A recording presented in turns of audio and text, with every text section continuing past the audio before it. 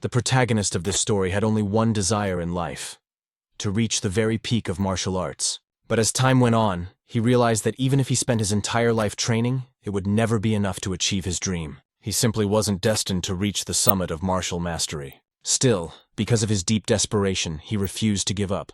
He decided to chase an ancient legend.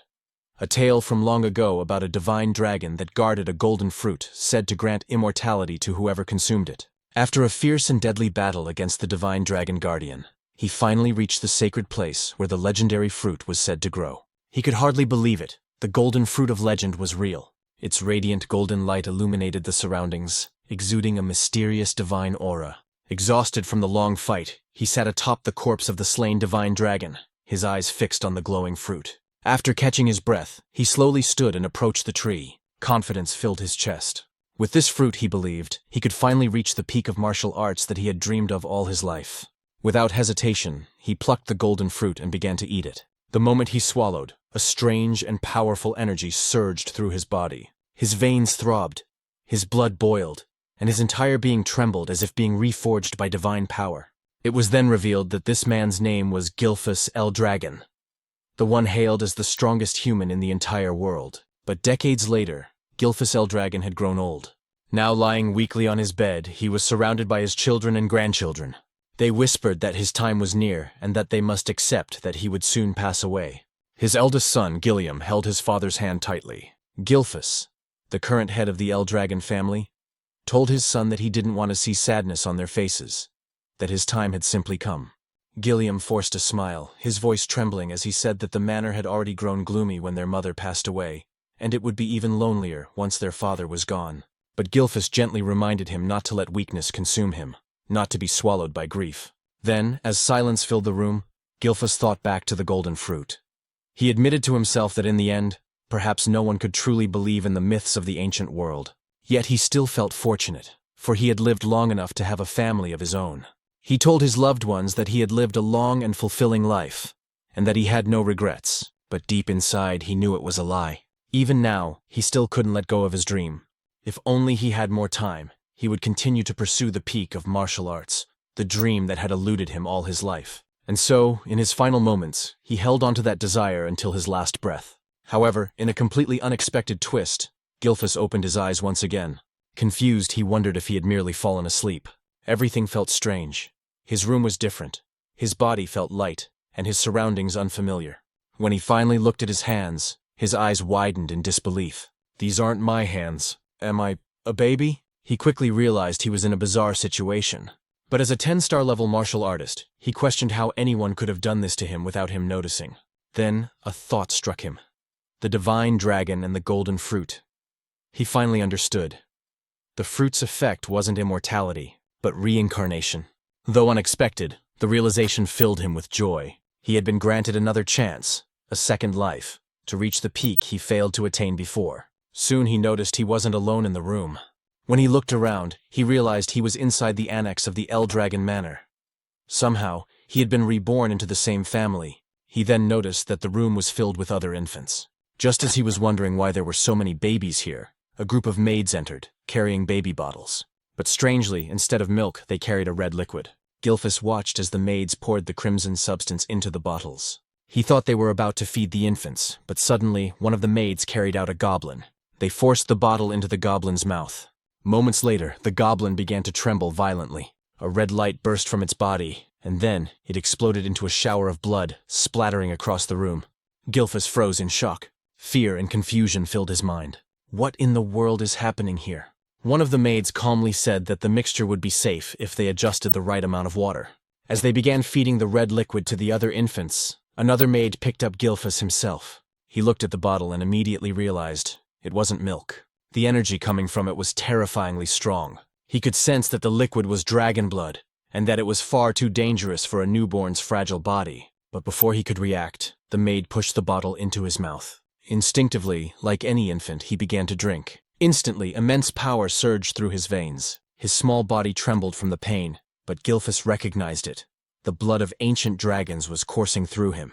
He thought, "This is dangerous, but maybe this is also an opportunity." At first, he considered stopping, but then he realized, if he could absorb this power, He might surpass even his former self. He might finally reach the true summit of martial arts. With fierce determination, he continued drinking the dragon's blood. His veins bulged, his body convulsed in agony, but his will remained unbroken. "Don't underestimate me," he thought. "I am Gilfus Eldragon." He repeated the words in his mind like a mantra, enduring the pain until miraculously, he overcame it. The maid stared in disbelief as he continued to drink, surviving what should have been a death sentence. Within his tiny body, two colossal dragon energies clashed violently, battling for dominance. When one finally overpowered the other, Gilfus could hardly believe how easily he had absorbed the power. When the two dragon forces finally merged within him, he realized this was the perfect opportunity. After finishing the last drop, he couldn't believe he had survived the overwhelming pain. His body hadn't exploded. Instead, it had adapted. He noticed a few other infants had also survived, which made him smirk inwardly. So, he thought, never underestimate the survival instincts of a newborn. But as expected from a baby's body, exhaustion soon overcame him. His eyelids grew heavy, and despite his triumph, Gilfus Eldragon, the strongest human reborn, slowly drifted into sleep. After 7 years, he was now undergoing intense physical training. While doing one-handed push-ups, a massive boulder was balanced on his feet. When he finally reached his 1000th count, he kicked the boulder upward, and as it came crashing down onto his back, Gilfus couldn't believe the strength his body now possessed. Gilfus Eldragon, the former family head of the Eldragon clan, now lived under a new name, Zeke Eldragon. Zeke thought about how he had achieved such physical power at a young age, realizing it was all thanks to the ancient dragon blood flowing in his veins. It was said that every being in this world possessed something called a source of power, but the ancient dragon blood that had been given to them as infants contained a tremendous amount of that power. Those who survived drinking it developed bodies far stronger than ordinary humans. With the divine dragon source of power within him, Zeke knew he had already surpassed the limits he reached at the same age in his past life. And since he was the only infant who had managed to drink an entire bottle of ancient dragon blood, his body underwent a drastic transformation, one even he did not expect. Yet despite his progress, what frustrated him most was that he remained a mere 1 star. He had trained relentlessly, expecting to reach at least 4 stars by now. The star was the measure of one's source power. In this world, the human body was said to resemble a universe. The more stars one had floating within that inner universe, the stronger they became. However, as the number of stars increased, so too did the difficulty of reaching the next level. In his past life as Gilfus Eldragon, Zeke had achieved the unimaginable, 10 stars. He was the only person in the world to ever reach such a level. "Time really flies," Zeke muttered. He was now 7 years old. We learned that he was an illegitimate child of the current Eldragon family head. His mother had died when he was still an infant, and to this day he had never even seen his father's face, something he considered deeply irresponsible. What shocked him most was the realization that 1,000 years had already passed since his reincarnation. He thought that reincarnation itself was already unbelievable. But after 1,000 years, the world had changed. It had become a true survival of the fittest era. The greatest proof of this was the practice of feeding infants the blood of ancient dragons, followed by a ritual known as the Dragon Trial. Only those who survived both the drinking of dragon blood and the Dragon Trial were deemed worthy to receive education and training as Eldragon warriors. Naturally, Zeke should have been one of them. Yet, whenever he asked the servant assigned to take care of him why no instructor had ever been sent to train him, the servant would only say that he wasn't allowed to answer such questions. Even after turning 7, Zeke had never received a single lesson. "Isn't that strange?" Zeke wondered aloud. Every child who survived the Dragon Trial was supposed to begin combat training. Everyone except him. Day after day, he lived alone with only a servant by his side. When he confronted the servant about it, the servant merely asked what was wrong with that arrangement. Zeke sighed and said that for now, conditioning his body was more important than combat training anyway. After all, he could teach himself if he wanted to. He had once been a 10-star warrior in his past life. Zeke then requested information about the other surviving infants or anything about the main family that could help him. But once again, the servant refused, saying she wasn't permitted to disclose such information. Frustration clouded Zeke's face. "Will you always refuse to answer me?" he asked sharply. The servant's firm and repeated that she couldn't speak of such matters. "Isn't it cruel?" Zeke asked bitterly. "Treating me like this?" But the servant explained that he was only following orders, her duty being to attend to Zeke's daily needs, nothing more. The servant, a 3-star level practitioner, could have easily taught Zeke basic combat techniques. Yet Zeke had no interest in such trivial lessons. After 7 years of living with this maid, he had grown used to the same lifeless responses. Finally, Zeke decided to leave and head into the forest. The servant said nothing, merely watching as Zeke walked away. So, she's really going to let me go? Zeke thought, a hint of irritation in his tone. Deep in the forest, Zeke uprooted wild poisonous herbs and ate them without hesitation. As before, the taste was vile, but this was part of his training method. Then suddenly he noticed something. He took a deep breath, forcing himself to stay calm as he repeated to himself, "Be patient, be patient." He could feel someone, or something, watching him from afar, observing his every move. No matter how hard he tried, he couldn't shake the presence. After a few moments, Zeke sighed. "They followed me all the way here, huh?" When he could no longer stand it, he called out, "You might as well come out if you've got something to say." Then he moved into the tall grass, hiding himself. Moments later, while crouched in the grass, Zeke sensed a dark, oppressive aura nearby. When he looked toward the source, he saw a creature known as an anger boar. What is that aura? He wondered. The black mist surrounding the beast was something he had never seen before, not even 1,000 years ago. As the anger boar grazed on the grass, Zeke suddenly stood and revealed himself, startling the beast. It charged at him immediately, and rather than fear, a smile formed on Zeke's face. He was genuinely thrilled to fight it. The boar lunged forward, but Zeke swiftly dodged, gathering golden energy into his fist. With a powerful strike, he unleashed an explosion that tore through the anger boar's body. He couldn't help but grin at the sight. His attack had been far stronger than he expected. Even as a 1-star, his power surpassed that of most practitioners at the same level. Hoisting the slain creature over his shoulder, Zeke muttered, "It'll be even better once I raise my star level." He was tired of 7 years of being ignored and isolated by the Eldragon family. He wondered if it was time to leave and travel on his own, maybe even venture toward the ocean. Meanwhile, in the distance, a cloaked man watched from the shadows. "What's going on with that boy?" he muttered. Even without formal training, he's reached 1-star level, and he killed that anger boar with a single strike. What puzzled the man even more was how Zeke managed to sense his presence. "That child isn't ordinary," he said quietly.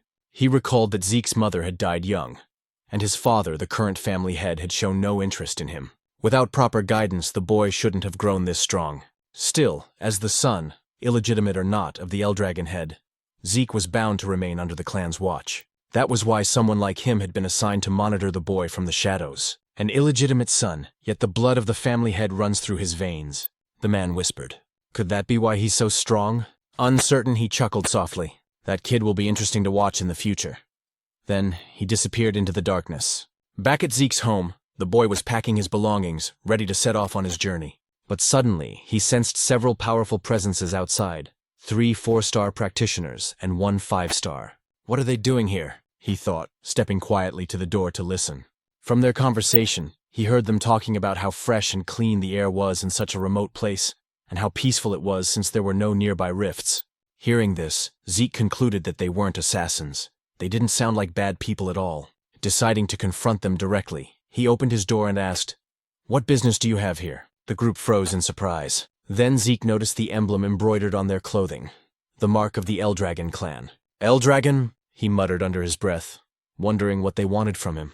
The men quickly bowed. "It's an honor to finally meet you, young Master Zeke," their leader said. "We've been sent to escort you to the site of your examination." "Examination?" Zeke frowned in confusion. Annoyance flickered across his face. "They expect me to take an exam," he muttered, "even though they haven't taught me a damn thing yet." And after a few days, Zeke could hardly believe that he had returned once again to the main estate of the Eldragon family. He told us that he wasn't brought here to live again within the main estate, but rather for another purpose. Before he could enter, they instructed him to change out of his dirty clothes first. Zeke then began to explain about something known as the Dragon's Nest. After 1,000 years, the Eldragon family had established a school that served all branches of their bloodline. Everyone born with any relation or connection to the Eldragon family dreamed of entering this so-called Dragon's Nest to receive proper education once they turned 7 years old. And today marked the day of the entrance ceremony for that academy. Zeke was here to take part in the entrance exam. Even though he hadn't learned anything about the modern generation of his family, taking the exam was mandatory. Zeke immediately felt disheartened when he realized that this was the true reason they had brought him here. Why now, he thought, when he had already decided to leave and travel the world? While sitting by the school gate, a boy from Ortiscale village approached him. It was Rangus, who asked if he was all right and what seemed to be bothering him. When Zeke asked who he was, the boy formally introduced himself as Rangus and said he had approached because Zeke looked troubled. "Is that so?" Zeke replied casually. After observing the flow of energy in Rangus's body, Zeke quietly thought to himself that the boy seemed shy, but had an unusually strong sense of perception. Zeke then apologized for his situation, introducing himself in return, and admitting that his mind was in turmoil because he had no idea what they would be required to do in the exam. "Is that all?" said Rangus, feeling slightly nervous at the mention of the test. Still, he explained that the annual entrance exam for the Dragon's Nest didn't really change much. But when Zeke admitted he knew nothing about the exam, Rangus was shocked. Taking the test without any knowledge at all. Wasn't that far too reckless and dangerous? Just as Rangus was about to explain the details of the exam, a loud and arrogant voice suddenly interrupted them. A boastful boy shouted and called Rangus a weakling. Rangus turned around in shock and immediately recognized who it was. It was Retin, also from Ortiscale Village. Mocking him, Retin asked why he was here, suggesting that he must have gotten lost to end up at the Dragon's Nest. He even told him it would be better to go home before he got hurt. "I'm here to take the entrance exam," Rangus replied, though his voice trembled as Retin drew closer, asking if he was seriously going to take the test. Retin clutched his stomach and burst out laughing, saying it was impossible for him to pass. He even insulted Rangus's father, saying, "Your father's a pseudo-dragon, right? What could the son of a pseudo-dragon possibly accomplish?" Rangus's fists trembled as he held back his anger. But Zeke noticed everything. Then it was explained to us that the Eldragon family followed an absolute hierarchy. The ranks were as follows: novice whelp dragons, regular soldier child dragons, captain-level adult dragons, executive elder dragons, also known as elders, and at the very bottom were the pseudo-dragons. Those who had failed to enter or graduate from the Dragon's Nest, considered immature and incomplete dragons. Yet Rangus had long dreamed of proving that even if they were called pseudo-dragons, they were still dragons nonetheless. Zeke was surprised and asked why Retin was so sure Rangus would fail the exam even before it started. "Who the hell do you think you are?" Retin snapped, asking if Zeke had a problem with him. Zeke calmly said he was merely curious why Retin was so confident Rangus couldn't pass. Retin pointed at Rangus and shouted that the reason was obvious. He was just a weakling. Zeke tilted his head and asked if he really said Rangus was weak, because from what he could sense, Rangus seemed even stronger than them. Hearing that, Rangus's eyes widened in disbelief. It was the first time someone had stood up for him. The arrogant boys grew angry and asked if Zeke was seriously claiming they were weaker than a pseudo-dragon, a being they saw as inferior. But before things could escalate, a man arrived and drew everyone's attention. He was the adult dragon examiner, announcing that the Dragon's Nest entrance exam was about to begin, and that all participants should register to receive their numbers. As Retin left, he glared at Zeke and warned that he wouldn't forget his face. Zeke sighed and said there was no need for anger, remarking that the children of this generation seemed to have such short tempers. Rangus quickly replied that wasn't that strange, since they were about the same age. Rangus added that anyone would be angry if told they were weaker than him. "Is that so?" Zeke muttered lightly. Since the entrance exam was mandatory, they had no choice but to take it. Though Zeke was surprised when Rangus said it was actually possible to skip the test. Zeke's eyes widened, and Rangus realized Zeke truly didn't know anything about it. Rangus advised him that it might be better to withdraw now before he got hurt. But Zeke replied confidently that a genius like him would never withdraw from a challenge. Rangus could only shake his head and say that Zeke was overly confident despite knowing nothing about the exam. Zeke simply laughed and said that whatever the test may be, they should hurry since it was about to start. Rangus had no choice but to agree. When they arrived at the testing grounds, the examiner announced that the exam was simple. To pass, they only needed to scratch the stones placed behind him. However, no other weapons were allowed except those provided by the academy. Still, they were free to use their bare hands if they wished, but each participant only had 3 attempts. "That's it?" Zeke said, sounding unimpressed. After surviving the dragon trial when they were still infants, he expected something far more terrifying and intense. But this seemed disappointingly simple. The examiner then called the first participant and instructed him to begin. The boy, nervous but determined, struck the massive stone with all his strength. The sound of metal clashing against rock echoed loudly, ringing in their ears. But to everyone's shock, the boy's sword snapped in half, and the recoil shattered his arm. Zeke was stunned at what he saw. As the boy writhed in pain, the examiner calmly said that he still had 2 remaining attempts, and asked if he wished to continue. But since the boy could no longer stand, the examiner declared him failed and ordered the others to clean up the area. As the injured participant was dragged away, The next number was called. Rangus trembled in fear at what he witnessed, while Zeke grew annoyed. "So this is what they call an exam?" he muttered. He then asked what kind of stones they were using. It was explained that the stones possessed regenerative properties. Any scratches would vanish in an instant.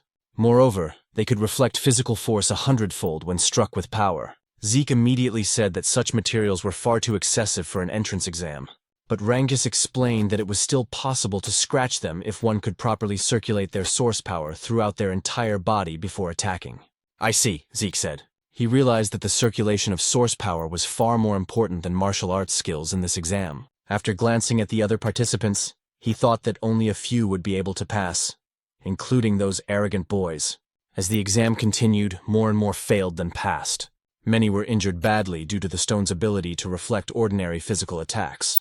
Then, after a few moments, the examiner called out Zeke's number. "It's my turn," Zeke said with a calm smile. Rangus, still nervous, asked if he really had no intention of withdrawing. But Zeke simply walked forward, telling him not to worry. As he approached the examiner, the man's eyes widened in shock. Zeke's aura began to flare up, faintly revealing the might from his previous life as Gilphus.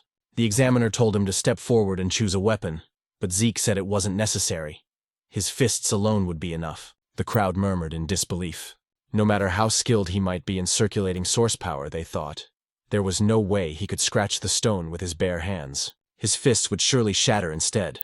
Some of them said that not only Zeke's fists, but also his arms would be destroyed, which made Rangus extremely nervous for him. Along with his fear came anger toward himself, thinking he should have forcibly stopped Zeke to prevent him from getting hurt. The examiner then gave the signal to begin. As Zeke approached the massive stone, he placed his hand on it, noting that this was the first time he had ever seen such a material. He thought to himself that it must have been formed over 1,000 years ago. And even now, there were still many things about the current generation that he didn't fully understand. But that didn't matter anymore. He immediately gathered his source power into his fist.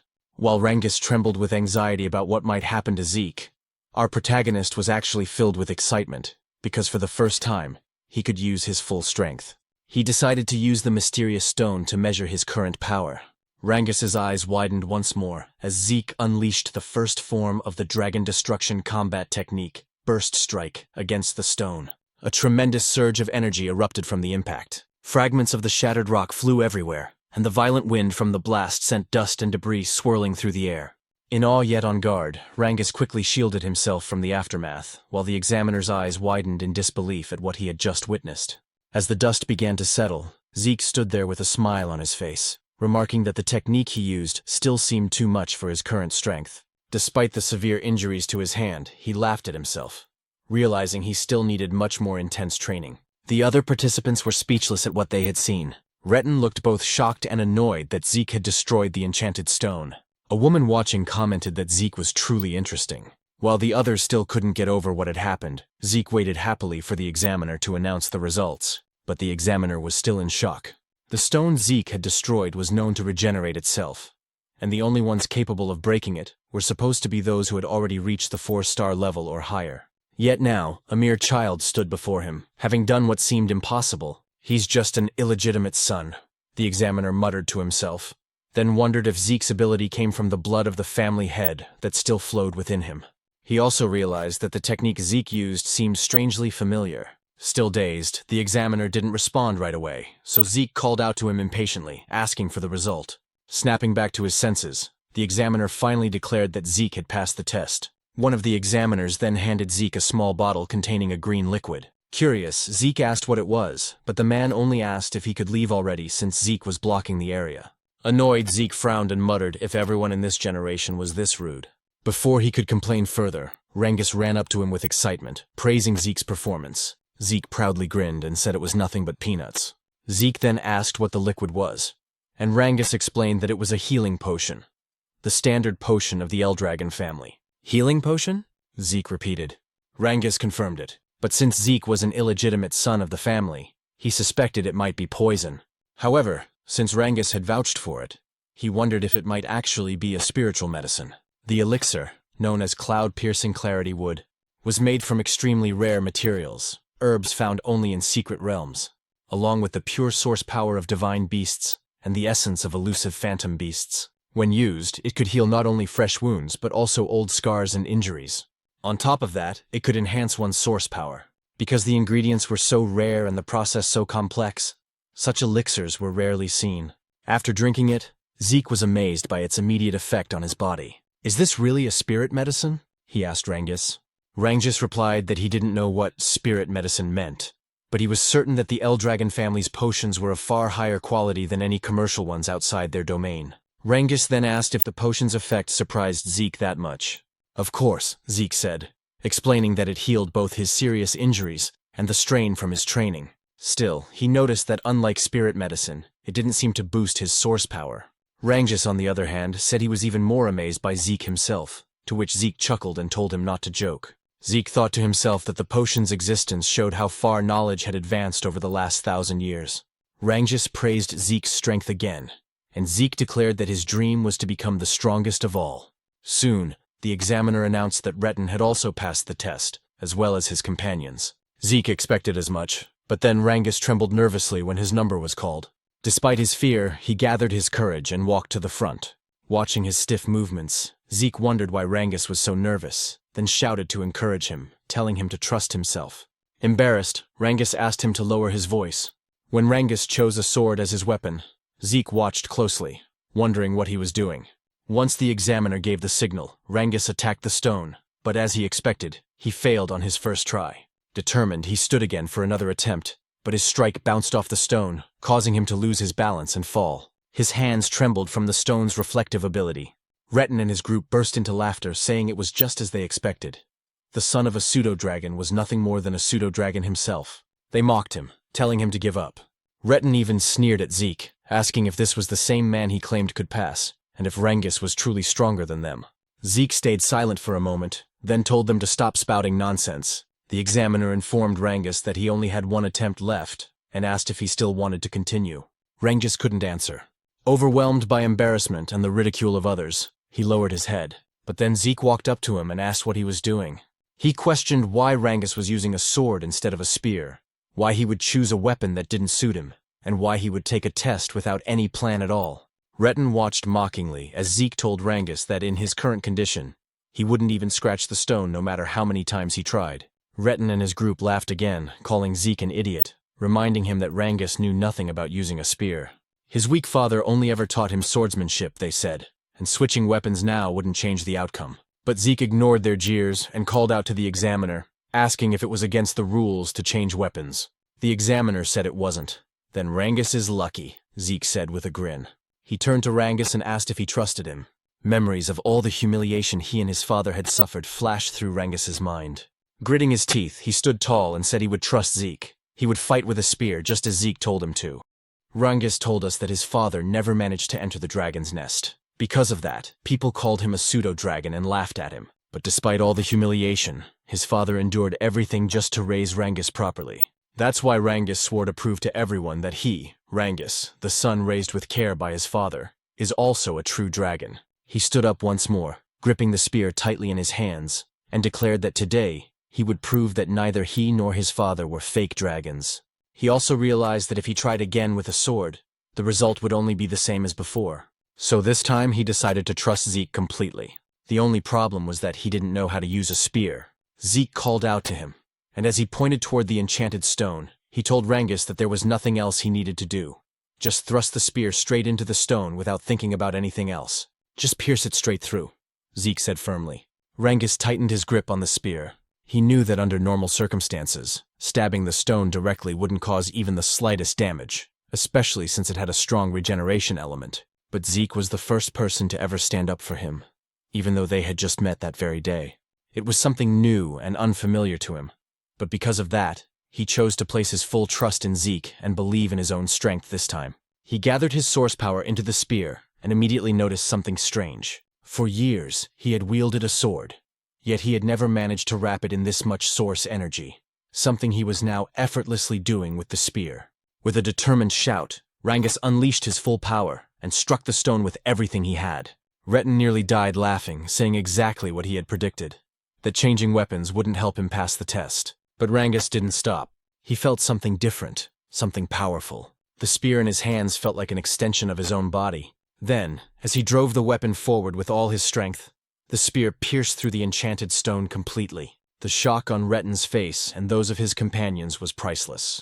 Even the examiners couldn't hide their astonishment, delighted by what they had just witnessed. Rangas hadn't just scratched the stone. He had pierced straight through it. Zeke immediately praised him, while Rangas himself could hardly believe what he'd done. Even after the examiner officially declared that he had passed, Rangas still asked in disbelief if he had really succeeded. Zeke smiled, wrapped an arm around his shoulder, and confirmed it. Overwhelmed with joy, Rangas nearly cried as he hugged Zeke tightly, shouting over and over that he had done it, that he had passed the test. Retten's group, however, refused to believe it. They called it luck, but Retten himself stayed silent, shaking with rage. He couldn't accept that. Just as Zeke had said, Rangas was actually stronger than them, and that his result was far better. The examiner then announced that the test had officially ended. Afterward, he declared that the entrance ceremony would begin shortly. Zeke immediately asked if the test was truly over. Rangas replied that it seemed so, but added that there would probably be more tests once they entered the dragon's nest. Soon, a group of men emerged from a dark hallway. When they stepped into the light, the examiner announced that the head of the Eldragon family would now deliver a speech to congratulate those who passed. The moment Zeke saw the man, he asked who the person with the cold, dark expression was. Rangas, clearly nervous, replied that it was the family head himself. "That's the family head?" Zeke said. "Why does he look like that? He's not even smiling. He looks colder than ice." Rangas immediately covered Zeke's mouth, whispering that it would be best if he stayed quiet, repeating his plea for him to stop talking. Zeke nodded. When he looked again at the group, he remarked that these people represented the current power of the Eldragon family. Some of them were at the 7-star level, while others were 6-star. To Zeke, their strength was impressive, especially since the current family head, Balza Eldragon, was an 8-star level powerhouse. 1,000 years ago, only a handful of people had ever reached that level. Still, Zeke wasn't sure how many existed in this current era. "I don't like this family head," Zeke muttered.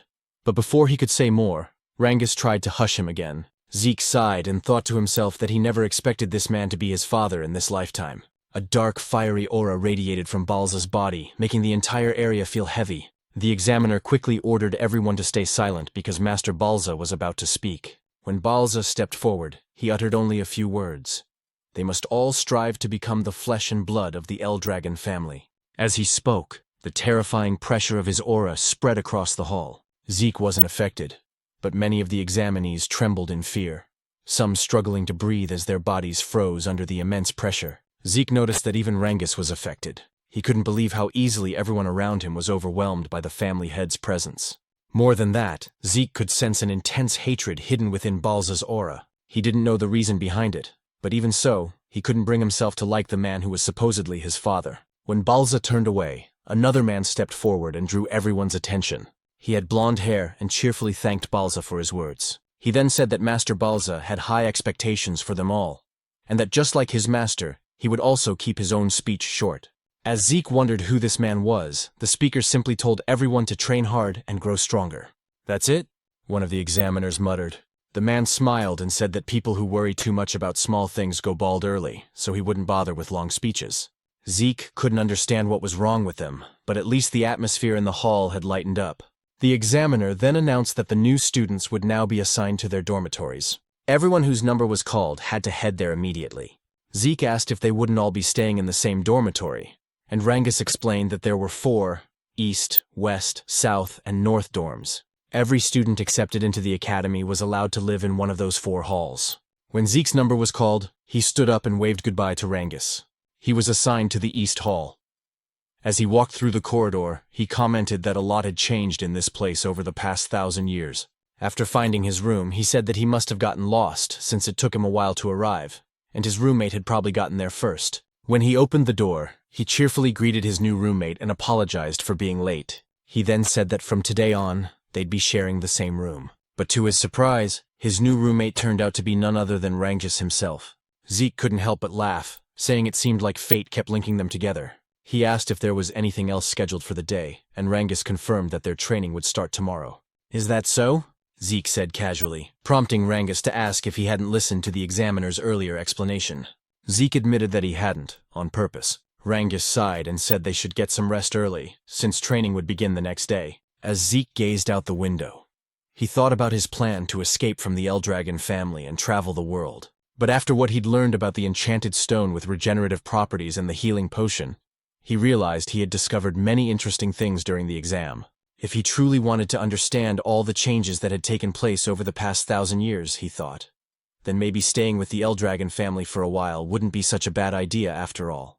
A month passed at the academy, and their training continued to grow harsher. Holding heavy dumbbells in both hands, the instructor explained that the dragon's breath he was teaching them was one of the most important techniques ever created by the 15th Eldragon family head. After reminding them that they had to master the technique under any condition, the instructor's attention was drawn to a few students. Some of them, he noticed, had already mastered dragon's breath, especially the young woman he called Master Lika. Her overflowing energy suggested that she was close to reaching the 2-star level. But aside from her, one other student caught his eye, and he could hardly believe what he was seeing. Zeke was training while not only holding the dumbbells but also balancing large stones on his head and arms. The instructor stared in disbelief and muttered to himself that the blood of the family head truly ran in Zeke's veins. However, it was said that no one had ever taught Zeke anything since he was a child, which is why everything he was witnessing now felt unfamiliar to him. Zeke, on the other hand, couldn't believe that the technique he once called the Dragon King's breathing technique had been further developed by the succeeding family heads, and that it was now being taught to other branches of the family as well. According to Zeke, breathing techniques were methods that gathered the source power from the surroundings into the body. Once circulated, this source power would strengthen a person's own inner energy. The effectiveness of such techniques depended on an individual's ability and intellect. That was why the great families of this world kept their techniques secret, never allowing them to be learned by outsiders or those not belonging to their bloodline. Zeke also realized that the dragon's breath was a safe and simple technique, easy enough to master, but it was useless to him if it could only be used while resting. His own version of the breathing technique allowed him to manipulate the surrounding source power even while moving. Because of that, it was far more complex and powerful in actual combat, but also much harder to learn. Only a few had ever mastered it. He thought the current generation must have simplified his original version, so that even the family's branch members could learn it, and that decision had clearly helped strengthen the Eldragon family. Zeke couldn't help but feel a strange satisfaction. He never imagined that the techniques he had discovered long ago would still have an impact after 1,000 years. It made him wonder if the other martial arts techniques he created had also evolved over time. Interesting, he muttered to himself, amused by the thought. Lika, meanwhile, quietly observed Zeke from a distance. Later, in the cafeteria, the other students were astonished by how much food Zeke was eating. As he continued devouring his meal, he noticed Rangus sitting silently across from him. "What's wrong?" Zeke asked. "You won't get strong if you don't eat." Rangus simply asked if Zeke didn't find his stamina strange. "That's it?"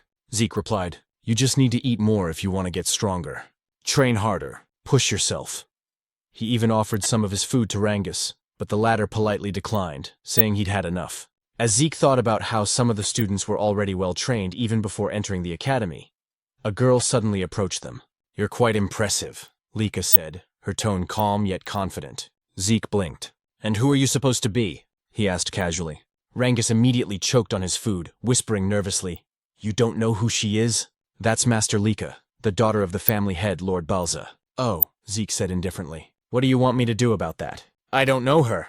Rangus began sweating profusely. "You can't talk like that. Master Lika is one of the candidates to become the next family head. She's not someone you can just speak to casually." "Is that so?"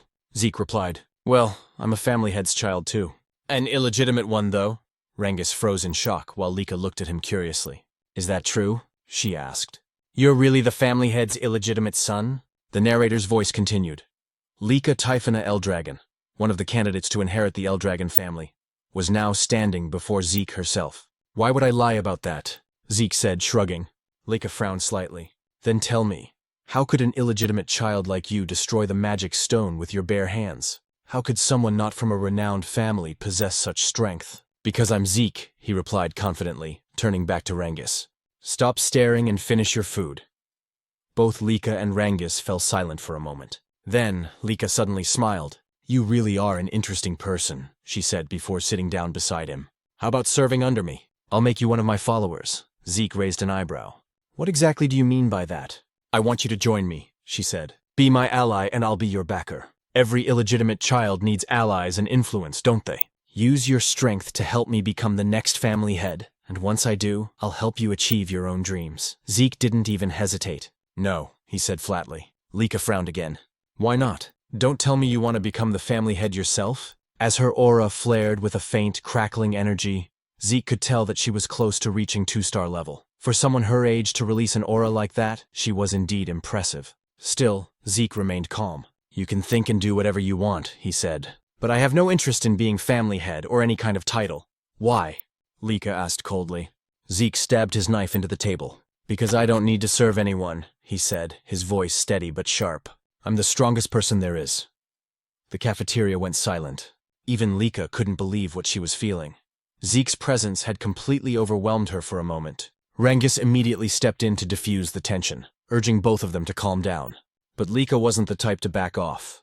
Embarrassed and angered by what just happened, she decided to challenge Zeke to a duel. Zeke, however, didn't seem to care and simply continued eating. Moments later, a commotion spread across the campus. Where are they going? One student asked. To the training grounds, another replied. There's going to be a duel between the younger generation. Master Lika herself is fighting. What? Master Lika from the Typhona family? Someone exclaimed. Who's brave enough to challenge her? When they arrived at the training grounds, everyone whispered among themselves, wondering who would face her. Zeke, meanwhile, couldn't believe Lika was actually serious about the duel. Are you all right with this? Rangus asked nervously. You'll be fighting Master Lika. Even if you call her master, I don't know who she is, Zeke replied bluntly. Rangus sighed. You should at least show some respect, now that I know you're also the family head's son. Do what you want, Zeke said. Still, Rangus tried to explain. What's important now is that you understand who you're up against. Master Lika isn't just anyone. She's the daughter of Lord Balza Eldragon.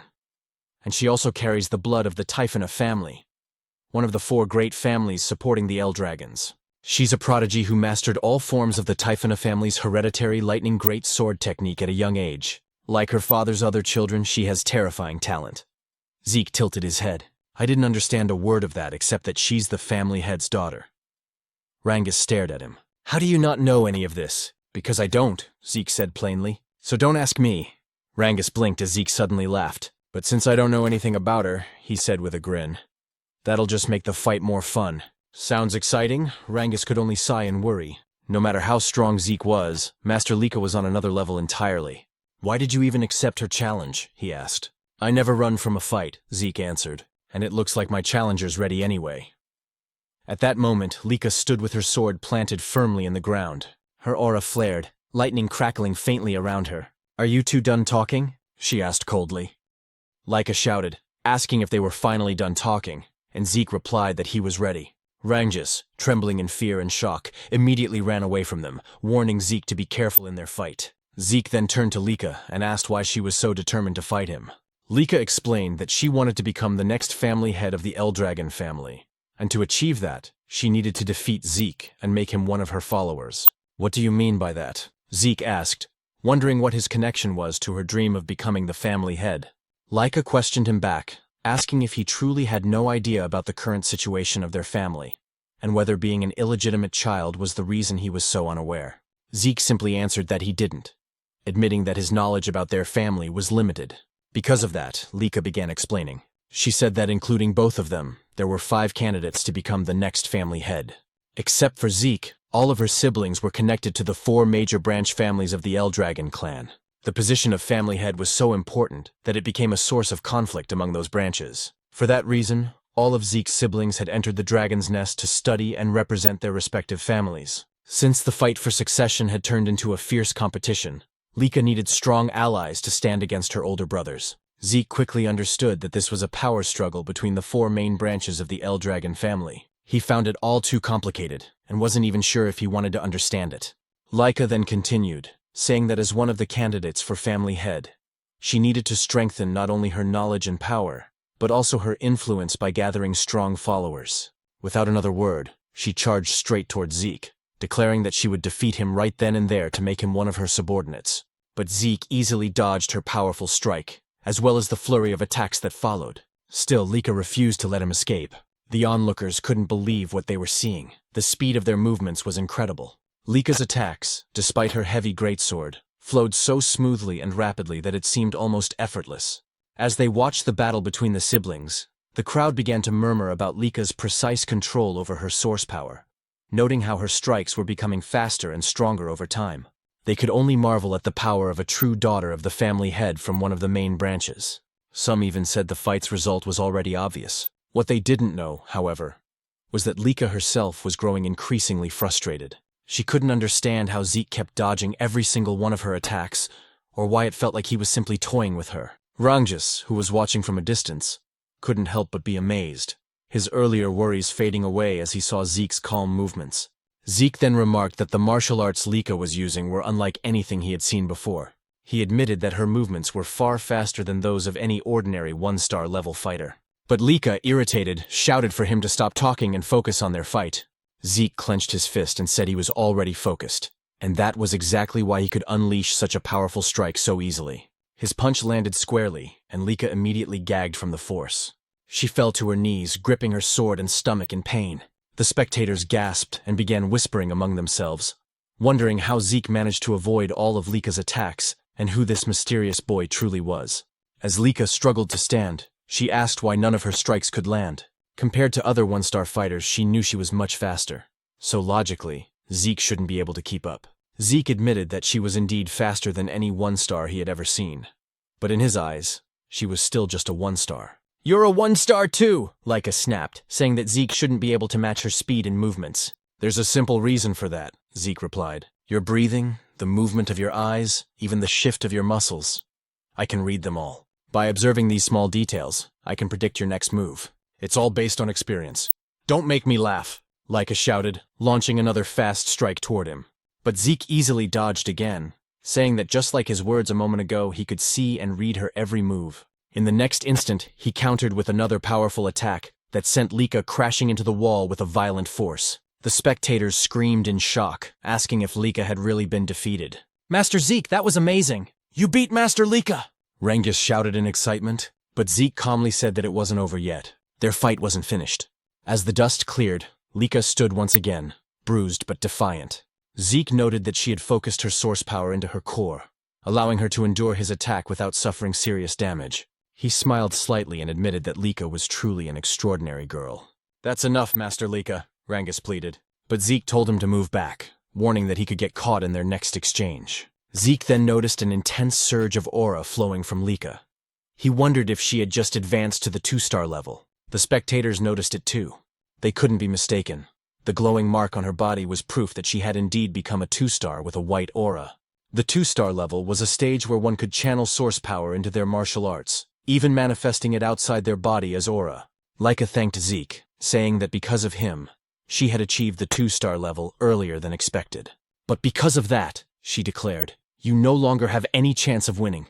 With her aura blazing, she charged towards Zeke, her great sword surrounded by radiant power. Zeke only laughed. He looked genuinely thrilled. "You've really improved," he said with excitement, dodging another rapid strike. "Your speed is incredible now." But his expression suddenly changed when he felt a sting on his cheek, a shallow cut. "I know I dodged that attack," Zeke thought to himself. Lika smirked and asked if he could finally see the difference in their strength. "This is my true ability," she said proudly. "Now that I've become a full 2-star and gained my aura, I'll show you the real power of the true Thunder Greatsword technique." "Oh, then I get to witness a martial art I've never seen before," Zeke said, smiling in excitement. To him, this was turning out to be the most thrilling and enjoyable moment of their fight. Lika suddenly unleashed the Lightning Greatsword technique. Lightning flash, her sword crackling with blinding golden energy as she charged forward. Zeke was instantly enveloped in a storm of lightning, forcing him to retreat a step back as he shouted, "Wait a second!" What kind of technique was that? How can you manipulate lightning like that? Isn't this too much for a sparring match? Lika smirked, driving her sword into the ground as golden light surged around her. "You seem surprised," she said calmly. Summoning another move, Lightning Net, sparks erupted from the earth, forming a glowing web of electricity that shot towards Zeke, but he narrowly dodged it. As he landed, he muttered to himself, "Her power has grown tremendously. Her strength now is nothing like before. At this rate, this fight won't be easy." The audience murmured in awe, unable to hide their astonishment. Ever since Lika had advanced to 2-star level, the tide of the battle had completely turned. Rangjus, who had been watching anxiously, began to worry. Zeke noticed that Lika's movements were simple, nothing new compared to her 1-star self. but every swing of her blade now carried far greater force. Her lightning greatsword technique was overflowing with power, her aura amplifying each strike. What surprised Zeke even more was the speed. Lika was moving faster than he could have anticipated, and her lightning felt strangely mysterious. Still, he remained confident. Even if she could cloak herself in thunder, he was sure he could counter it. Yet, curiosity filled him. What kind of power was this? What kind of lightning could she command? While evading her continuous assaults, he studied her every move, analyzing her aura and its rhythm. Lika, noticing Zeke's calm smile as he danced away from her attacks, frowned. Still smiling? "You look too relaxed for someone in a duel," she sneered. "Let's see how long that lasts." She dashed forward once more, her sword blazing with light as she used swift thunder, enveloping herself in golden lightning. But again, Zeke evaded at the last moment. She's as fast as lightning itself, he thought, only for Lika to swing her sword mid-charge. The blow struck true this time, sending Zeke flying backward with a powerful shockwave that scattered dust and debris across the field. Rangus gasped and rushed towards Zeke out of sheer panic, but one of the spectators grabbed his arm to stop him. Meanwhile, Zeke stood up, his clothes scorched but his will unshaken. Lika charged again, unleashing another lightning flash, striking him head-on. Yet Zeke still stood tall afterward. How is he still standing? Lika muttered, her brow furrowed in disbelief. Rangus ran toward them, shouting, "Master Lika, stop!" "That's enough. We've already seen your strength." But Lika snapped back coldly. "Do you not understand, Rangus? Stopping mid-battle would be an insult to Zeke." Desperate, Rangus turned to Zeke and begged, "Please, Master Zeke, surrender." "That's enough." Lika chuckled. "He's right. Judging by your condition, surrendering would be wise. If you kneel and pledge loyalty to me, I'll stop." But Zeke only smiled silently. Lika's eyes hardened. "Even as an illegitimate child, you're truly a proud Eldragon," she said with a hint of mockery. She raised her greatsword high, her aura surging. "If that's what you want, then I'll use my full strength to end this." Lightning roared from the heavens as Lika summoned her first secret art, Heaven's Thunder. A colossal surge of golden energy descended, shattering the stones beneath Zeke's feet. Thunderbolts struck his body in a storm of divine fury. Rangus cried out in terror, watching his friend's body engulfed by golden lightning, smoke rising from his charred form. Lika drove her sword into the ground, exhaled deeply, and said softly, "I'm sorry, Zeke, but this is the end." But then, a voice echoed through the crackling air. "Is that so?" In an instant, a brilliant golden lightning aura exploded skyward. Lika's eyes widened in shock as she turned around. "Impossible. How can this be? How do you have a lightning aura?" she stammered. Zeke stood, smiling calmly as golden arcs danced across his skin. "So this is what you call lightning aura," he said casually. "If you're asking how I got it, I honestly don't know." His tone was calm, but his words sent ripples through the crowd. "Impossible," Lika whispered, unable to believe what she was seeing. Zeke smirked. "Truth is, I let you hit me on purpose. I wanted to study your lightning, how it flows, how it behaves. And somehow I learned to use it myself." "That's absurd," Lika snapped. Inwardly, Zeke explained to himself that he had deliberately taken Lika's attacks because her lightning intrigued him. While enduring her strikes, he continuously activated his Dragon King's breath technique. The strange resonance between his breathing and her lightning caused golden energy to gather in his body. Before he knew it, he could manipulate the lightning himself. Maybe Lika has a unique constitution, he thought. And judging from her family's great sword technique, it's likely their whole bloodline shares this lightning affinity. Zeke walked toward her confidently. "I never expected lightning-type source power to be this incredible." This duel turned out to be the perfect training. With a grin, he added, "Thanks to you, Lika. I've reached 2-star level myself." Golden lightning flared around him as he declared, "Our battle isn't over yet." Lika roared and charged again, her greatsword glowing with power, unleashing another blinding attack.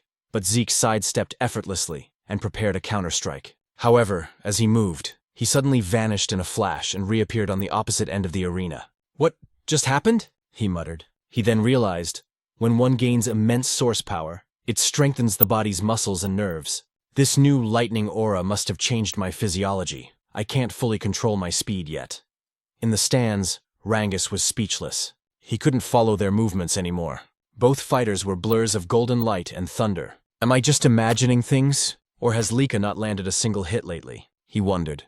Frustrated, Lika shouted, "Are you mocking me, Zeke? Stop toying with me." "I'm not," Zeke replied calmly. "But I will admit, you're a real threat." He then lunged forward, delivering a powerful kick, but Lika blocked it with her sword, the force pushing her backward. Zeke straightened, smirking. I think it's time to end this. End this? Lika repeated, narrowing her eyes. Yes, Zeke replied. I've been thinking of creating a new technique for a while now, and this seems like the perfect time. Creating a new technique? She said in disbelief. Zeke nodded. Exactly. He paused for a moment, then murmured, should I call it a first form, or maybe a special form? Lika blinked, confused. Did he even receive proper combat training? From which family could he have learned that? She wondered, her thoughts spinning. Before she could react, Zeke appeared beside her in a flash, lightning surging in his hand. Dragon Destruction Combat Arts, Special Form, Lightning Peak, he shouted. The attack struck her directly, wrapping her in a fierce storm of golden thunder. Her body trembled violently, her sword slipping from her grasp as she fell to her knees before him, electricity still crackling around her. The arena fell silent. Rangus and the others stared in disbelief. Zeke had won. Lika, lying on the ground, exhaled shakily. After a few moments, she forced herself to sit up, trembling. I can't believe I lost. I was supposed to become the next family head. I can't lose. Not to anyone, she thought bitterly. Zeke approached her, offering his hand. You were amazing, Lika. Truly strong, he said sincerely. It's always exciting to learn something new. This fight was worth it. Smiling warmly, he added, it'd be boring if this was the last time we fought. Let's have another sparring match sometime. Lika froze, her cheeks turning red as she stared at his outstretched hand. Despite her defeat, she had a feint of happiness on her face. Perhaps out of pride, or perhaps for the first time, admiration. Once again, Zeke said that they should have another sparring match soon. With a confident smile, he added that he couldn't wait for their next bout. Lika, though a bit shy, extended her hand toward him, admitting that she was no match for him, and that she willingly accepted her defeat. Meanwhile, several hours later, deep inside a dimensional rift, Balza Eldragon, the father of Lika and Zeke, and the current head of the Eldragon family, stood surrounded by countless strange and feral monsters. As the creatures charged toward him, Balza's eyes began to glow with an intense light, releasing a crushing wave of aura and dragon pressure. He instantly froze every creature in place. Drawing his sword, Balza invoked the first form, Genesis, of the Dragon Destruction Combat Arts. With a single, fluid swing, all the monsters around him were cleaved cleanly in half. As he sheathed his sword, the Eldragon family soldiers rushed forward to finish off any remaining monsters that might have survived their master's strike. Balza turned toward the exit of the rift, but before he could leave, one of the soldiers called out to him, saying that he had an important report. Balza stopped walking and asked what it was about. The soldier informed him that Lady Lika had reached the 2-star level. Upon hearing this, Balza froze mid-step. His glowing eyes flickered, and his response came out cold and detached. So what of it?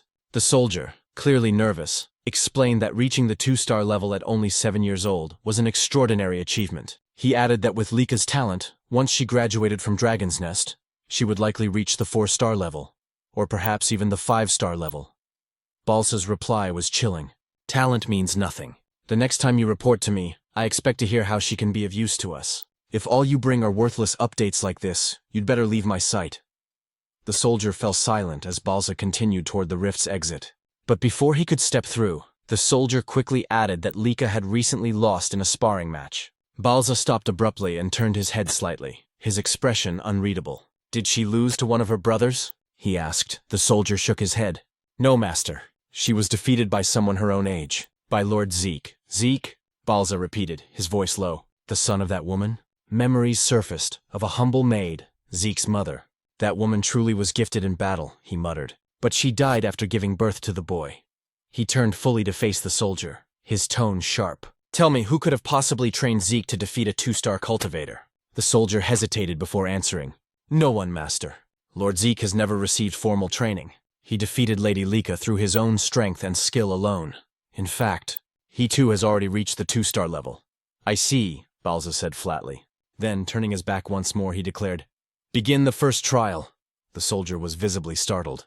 Master Balza, forgive my intrusion, but isn't it too soon for the first trial? It's only been a month since the students began their combat training. Most of them haven't even reached the 1-star level yet. Balza cut him off. I do not care. Death chooses no timing, no level, no favorites.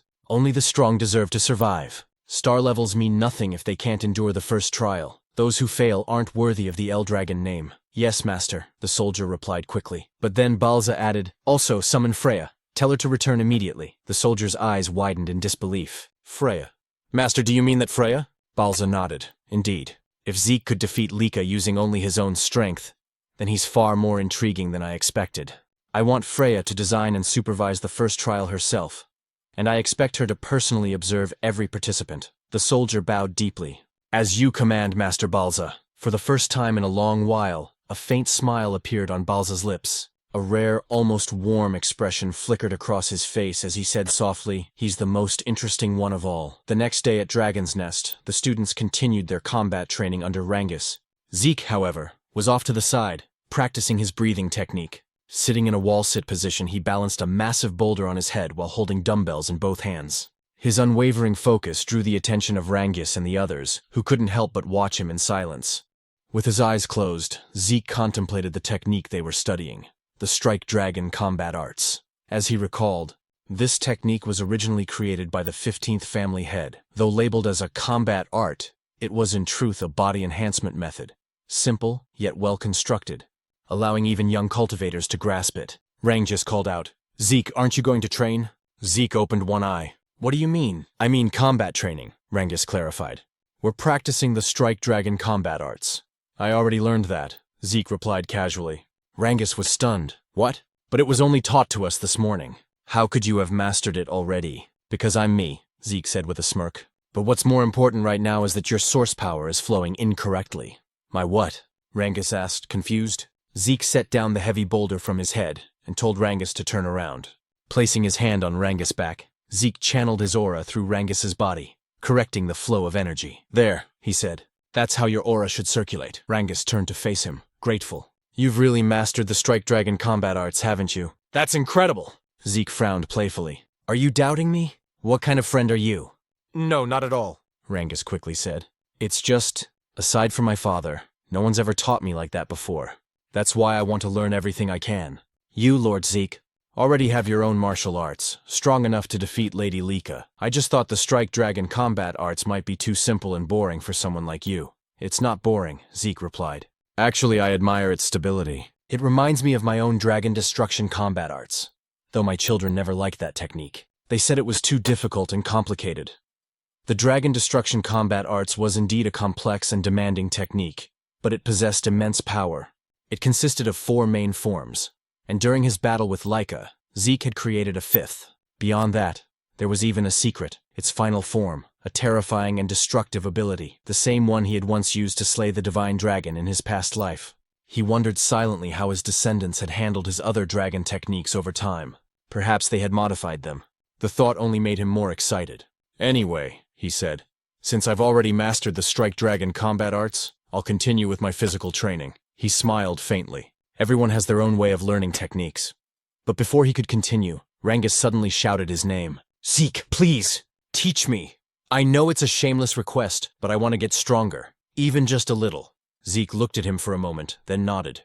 "All right, I'll teach you." Rangus blinked in surprise. "Wait, you mean it? You'll really teach me?" "Of course," Zeke replied. "Why do you look so surprised?" "You were the one who asked. I just didn't think you'd agree so easily," Rangus said sheepishly. "I'm not lying," Zeke said, "and I know you're worth teaching." Just then, Lika approached them. Though hesitant, she spoke up. "Zeke, I'd like you to teach me too." Rangus turned to her, startled. "You too, Lady Lika? Is there a problem?" she asked calmly. "Honestly, I used to think that no one my age could defeat me. As a candidate to become the next head of the Eldragon family, I was confident in my power. But yesterday's match, it shattered my pride. I still don't know how you managed to use Lightning Aura, or how you wield it even better than I do." Zeke sighed. "So now this is my fault?" he muttered half-jokingly.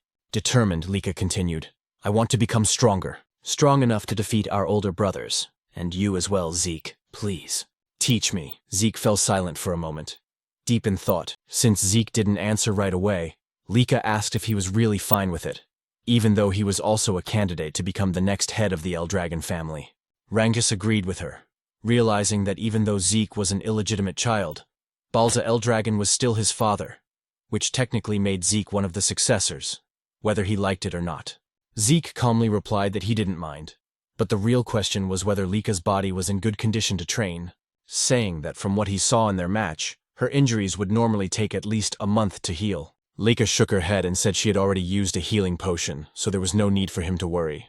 Zeke and Rangus exchanged a look, whispering to each other. Zeke asked if that medicine truly had such absurd effectiveness. But Rangus replied that if Zeke was referring to the basic potion given during the entrance exam, it definitely wasn't strong enough to heal Lika's wounds so quickly. Because she was the daughter of the family head, she must have used a much stronger kind of potion.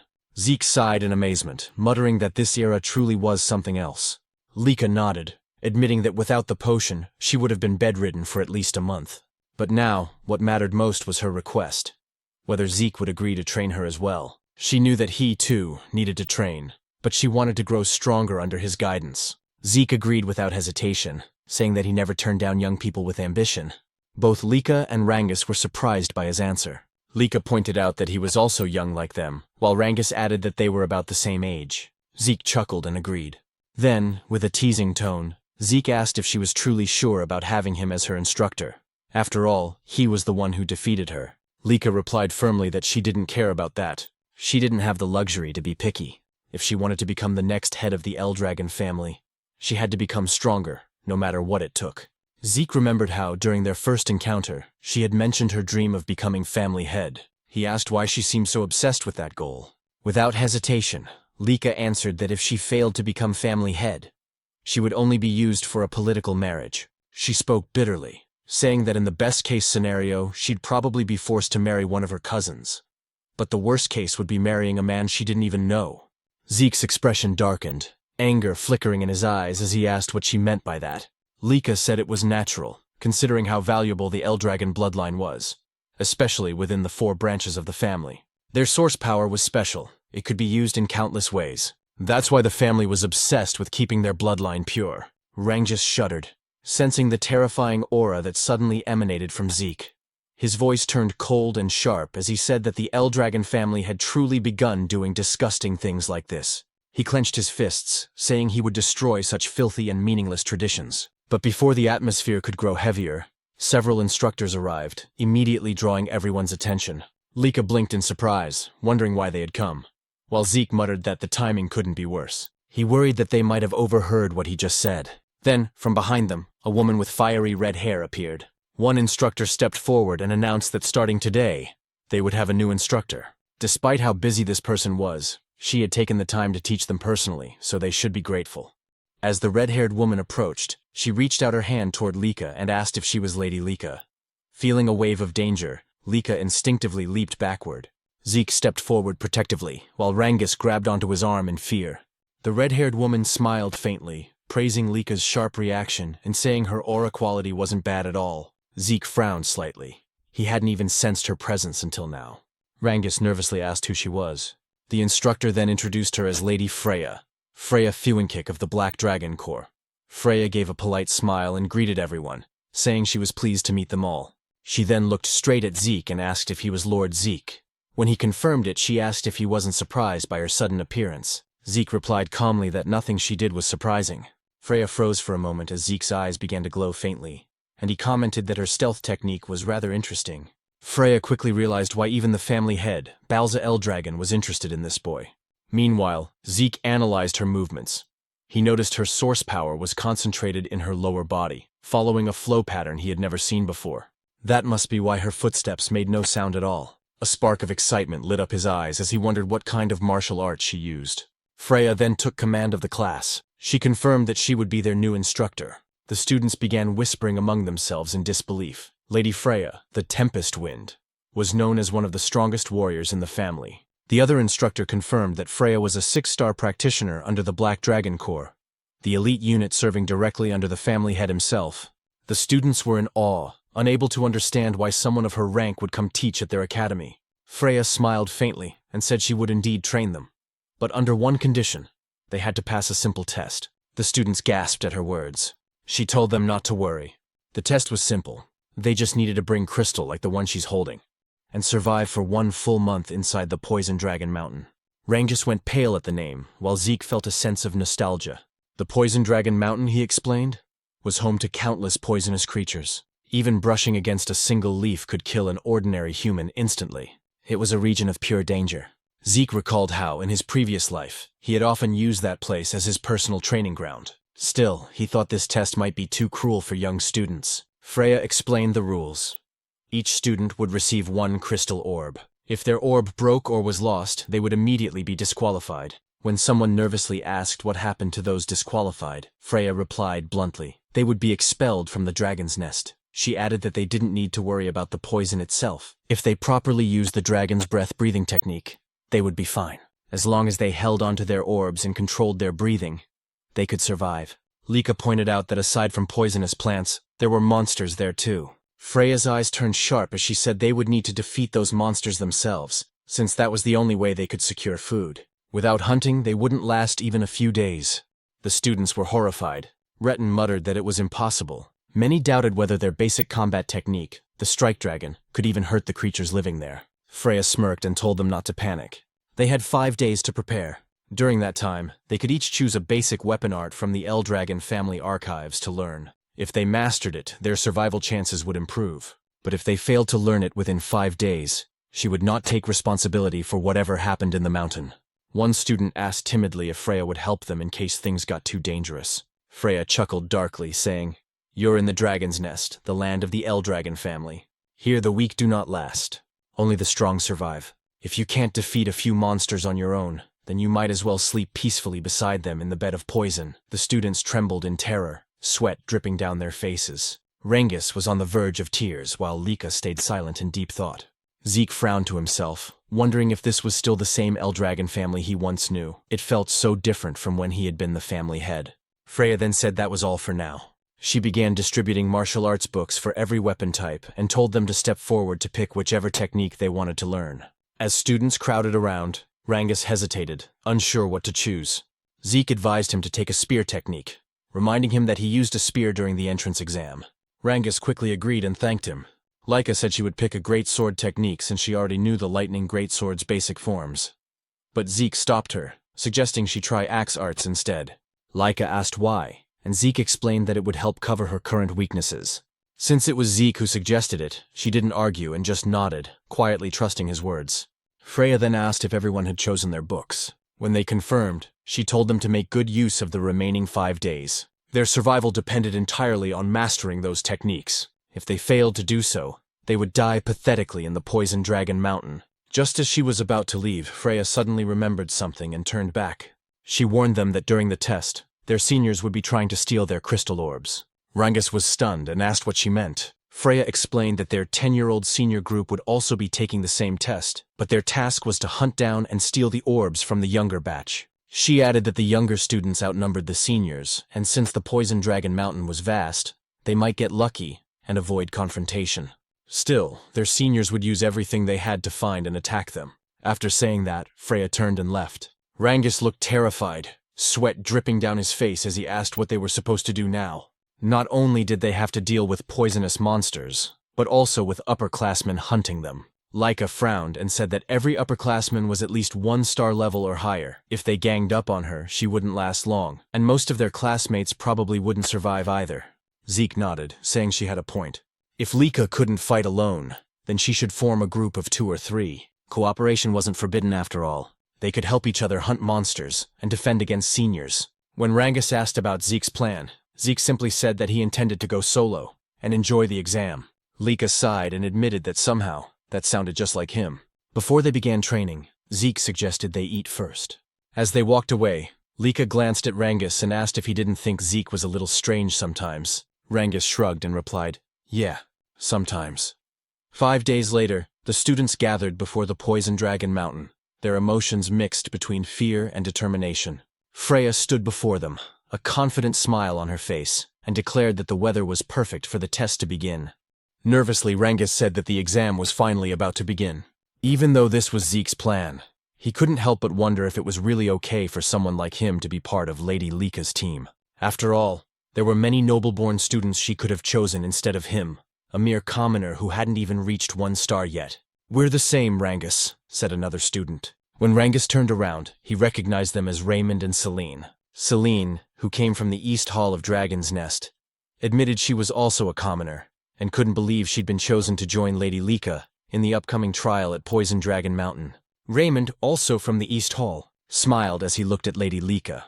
But Lika quickly said that it didn't matter whether her teammates were nobles or commoners.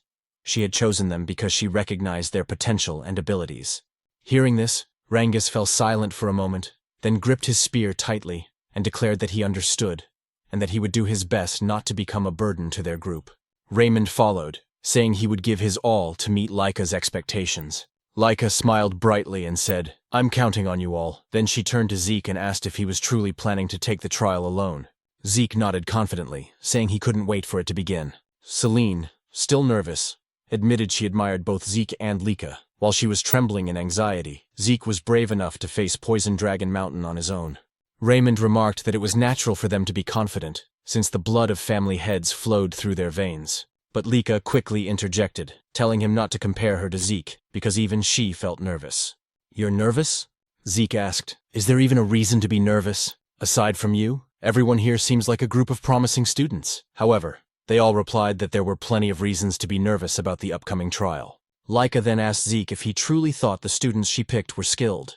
Zeke immediately confirmed it, and thought to himself that Laika had successfully gathered some of the most promising students in the academy. He realized that her eye for talent was indeed remarkable. He praised their group's offense and defense, saying the trial would surely be easy for them.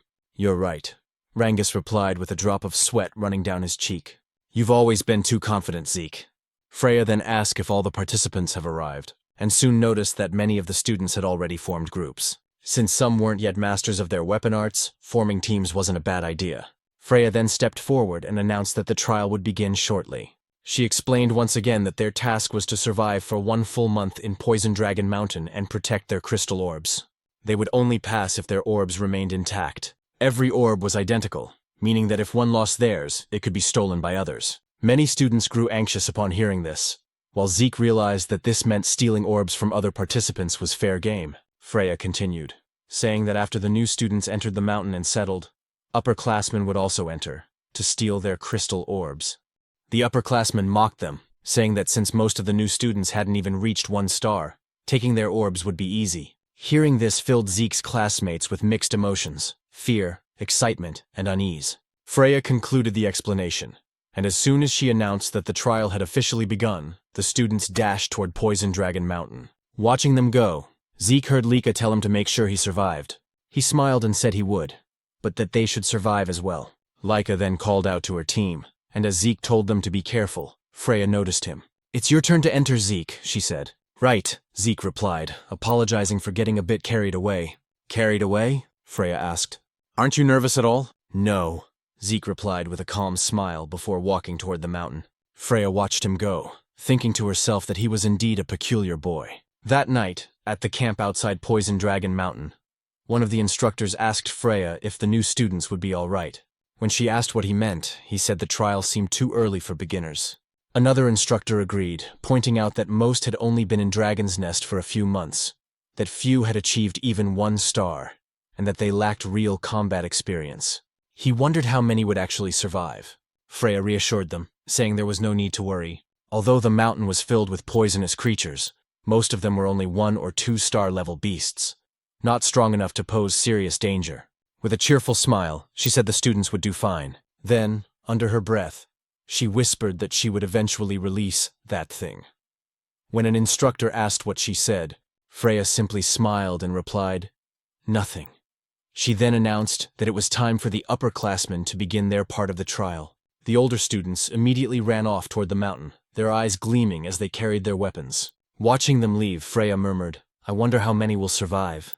I can't wait to see the results." Meanwhile, inside the Poison Dragon Mountain, as the upperclassmen began their hunt, one of them spotted their first target. It was none other than Zeke, still standing motionless at the foot of the mountain. "The newbies entered the mountain long ago," one said mockingly. "Is this guy stupid or what?" Another raised his crossbow and prepared to shoot. But before the arrow could reach him, Zeke effortlessly caught it mid-air. As the upperclassmen stared in disbelief, Zeke snapped the arrow in half and said, "I've been waiting for you." One of them asked what he meant, but another shouted that it didn't matter. Didn't they see how he caught that arrow? Without wasting a second, Zeke dashed forward, his eyes sharp with excitement. "Now then," he said with a smirk, "let's play together." In the deeper part of Poison Dragon Mountain, Celine and her group were under attack by the mountain's monsters. After Celine slew a massive frog-like creature, another one suddenly leapt from behind her. Raymond swiftly raised his shield, blocking the attack and saving Celine just in time.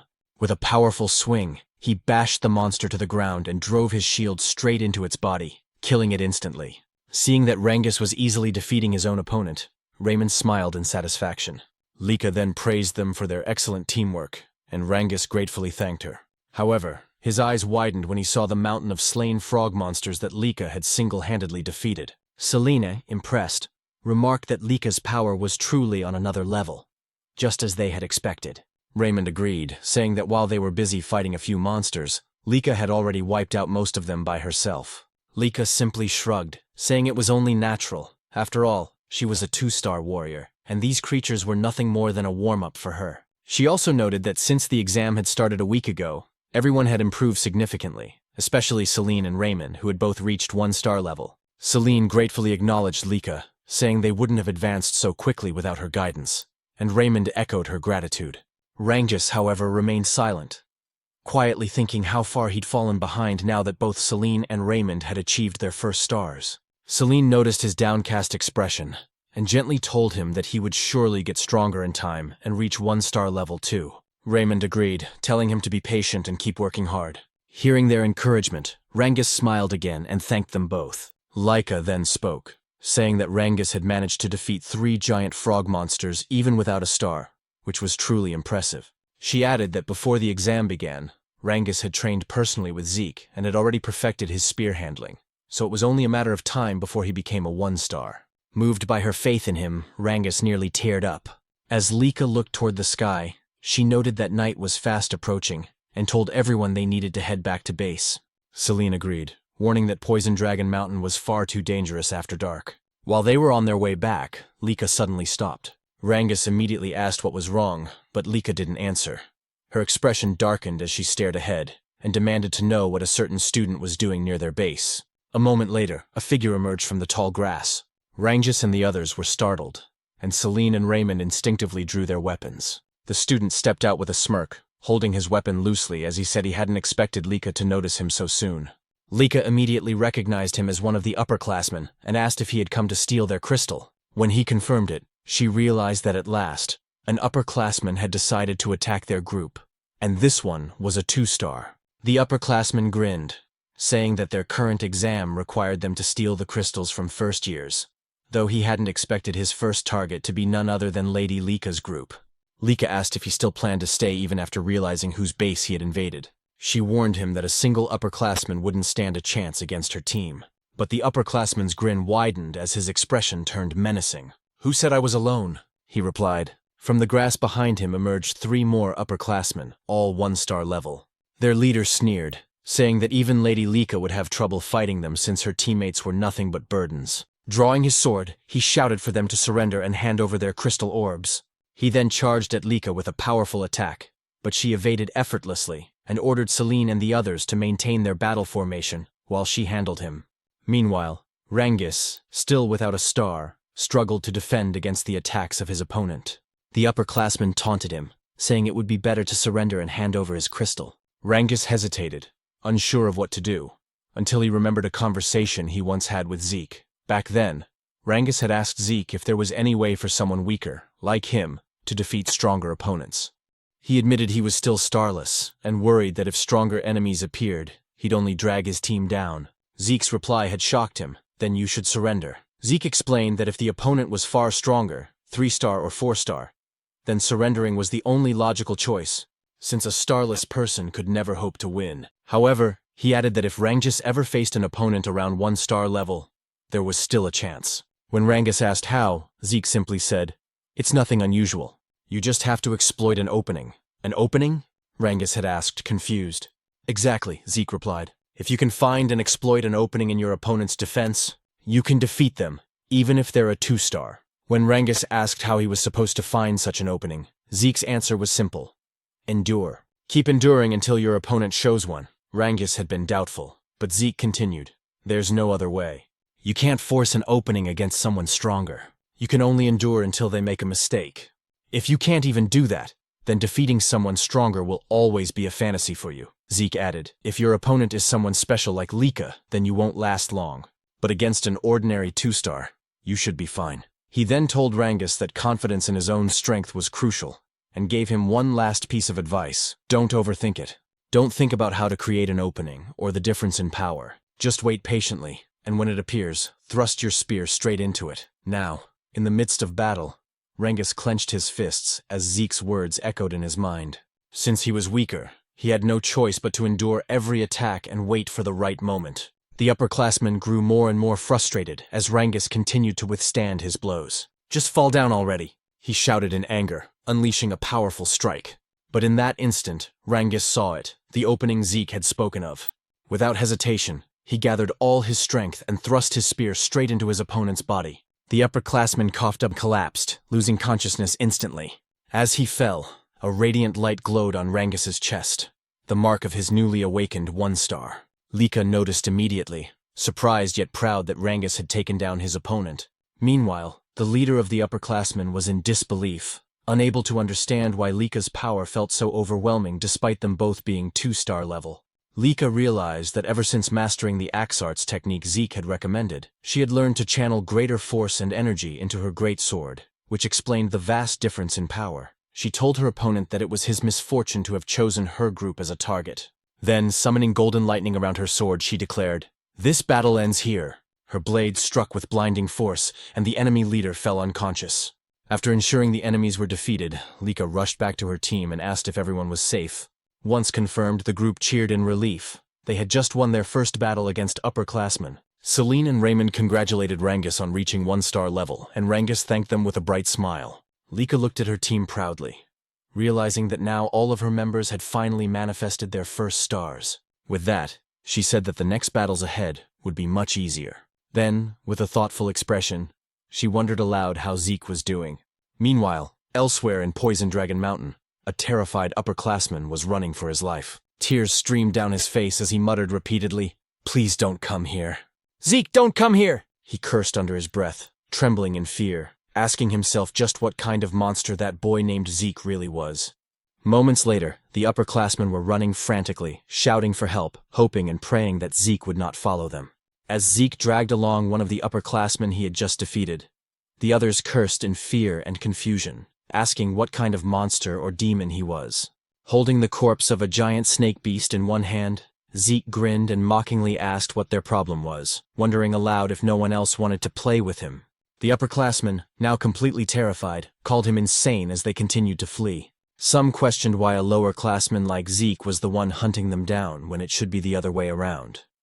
That the upperclassmen were supposed to be the hunters, not the hunted. Suddenly, one of the fleeing upperclassmen tripped and fell. As he struggled to get back on his feet, he froze.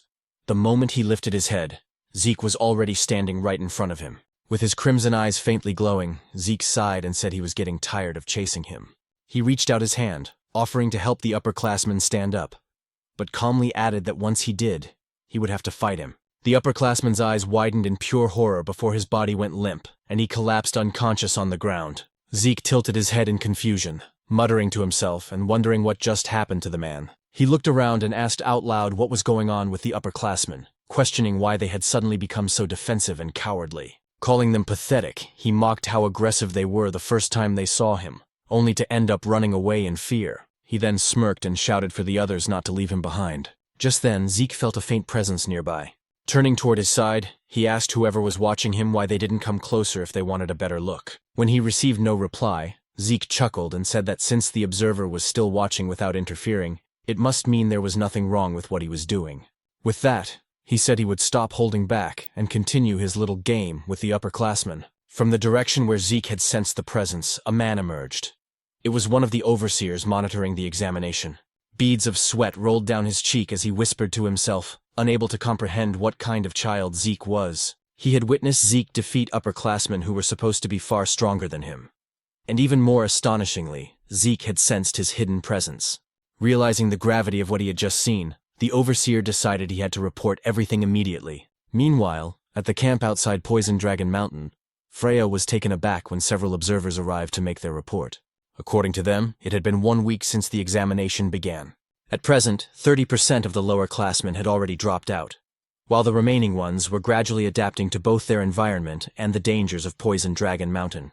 One of the observers added that they did not expect many more lower classmen to withdraw from the test. When Freya asked about the upperclassmen, however, The observers exchanged uneasy glances and couldn't answer her directly. Freya's expression darkened, and she ordered them to speak clearly. Finally, one of them admitted that the upperclassmen were constantly fleeing. Freya frowned, momentarily lost in thought, and asked why they were running away. What exactly were they escaping from? She pointed out that, to her knowledge, there were no monsters within Poison Dragon Mountain strong enough to threaten the upperclassmen. One of the observers then explained that they were not running from a monster. They were running from Lord Zeke. Freya raised an eyebrow and asked why they would flee from him. The observer took a deep breath and said that Zeke had been relentlessly attacking and hunting the upperclassmen. At first, they tried to fight back, but eventually they had no choice but to run. Another observer spoke up, asking what kind of person Lord Zeke even was. Based on what he had seen, Zeke seemed to be enjoying himself, gleefully cutting down upperclassmen and hunting them like prey. For him, it was something completely unprecedented. A second observer nodded in agreement, saying that even though Zeke was the son of the L-Dragon family head, he was far from normal. To them, Zeke was no longer just a prodigy. He was something beyond, a true monster in human form. Freya listened quietly, then spoke with a calm but serious tone. She admitted that she had also suspected Zeke was unusual from the very beginning. Unlike the others, he had chosen to take the exam alone, and appeared completely relaxed upon entering Poison Dragon Mountain. That could only mean one thing. Zeke never planned to hide from the upperclassmen. From the very start, his intention had been to hunt them down himself. Remembering the look in Zeke's eyes when they first met, Freya couldn't help but think that the boy was indeed a monster. Suddenly, one of the observers frowned, asking what that strange sound was. Freya's lips curved into a faint smile as she said that what they were hearing was something she had been waiting for. A man then approached and asked Lady Freya where they should place the massive cage they had brought. Freya told them to leave it where it was, and thanked them for their work. When the observers turned to look at the cage, their eyes widened in shock. They immediately asked what kind of creature was inside, and some even questioned whether Freya truly intended to release it into the mountain, as the creature's aura alone revealed it to be at least a 3-star level beast. Far too powerful for any of the students to handle. But Freya, clearly pleased, reassured them that there was nothing to worry about. Adjustments had already been made to the creature. It would only target individuals of 2-star level strength or higher. Ordinary students would not suffer serious harm. One of the observers then asked why such a creature was suddenly being released during the exam. Freya replied calmly that it was a direct order from their family head, Balza. In her mind, she wanted to witness the abilities of the boy whom their soldiers had already begun calling a monster. She wanted to see whether Zeke could survive against such a being. With that thought, she ordered that the mysterious creature be released into Poison Dragon Mountain at dawn. The next morning, deep within Poison Dragon Mountain, Rangus and his team suddenly stopped in their tracks as the ground trembled violently beneath them. Lika frowned, saying she had a bad feeling about the tremor. Raymond wondered if perhaps the upperclassmen had caused it, but Rangus shook his head, saying it was most likely the work of a beast, probably a massive anger boar. Still, Lika couldn't shake off her unease and said that something about it felt different. A moment later, a second stronger quake shook the mountain. As a giant tree began to fall toward them, Lika's instincts kicked in.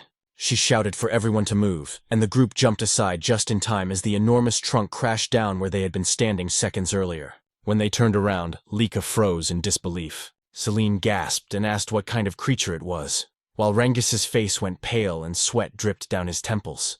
In a trembling voice, he said they needed to run immediately, because standing before them was a colossal golem. Meanwhile, on the other side of Poison Dragon Mountain, as Zeke sat atop a pile of monsters and upperclassmen he had defeated, he remarked that he was growing bored with the current situation of the examination.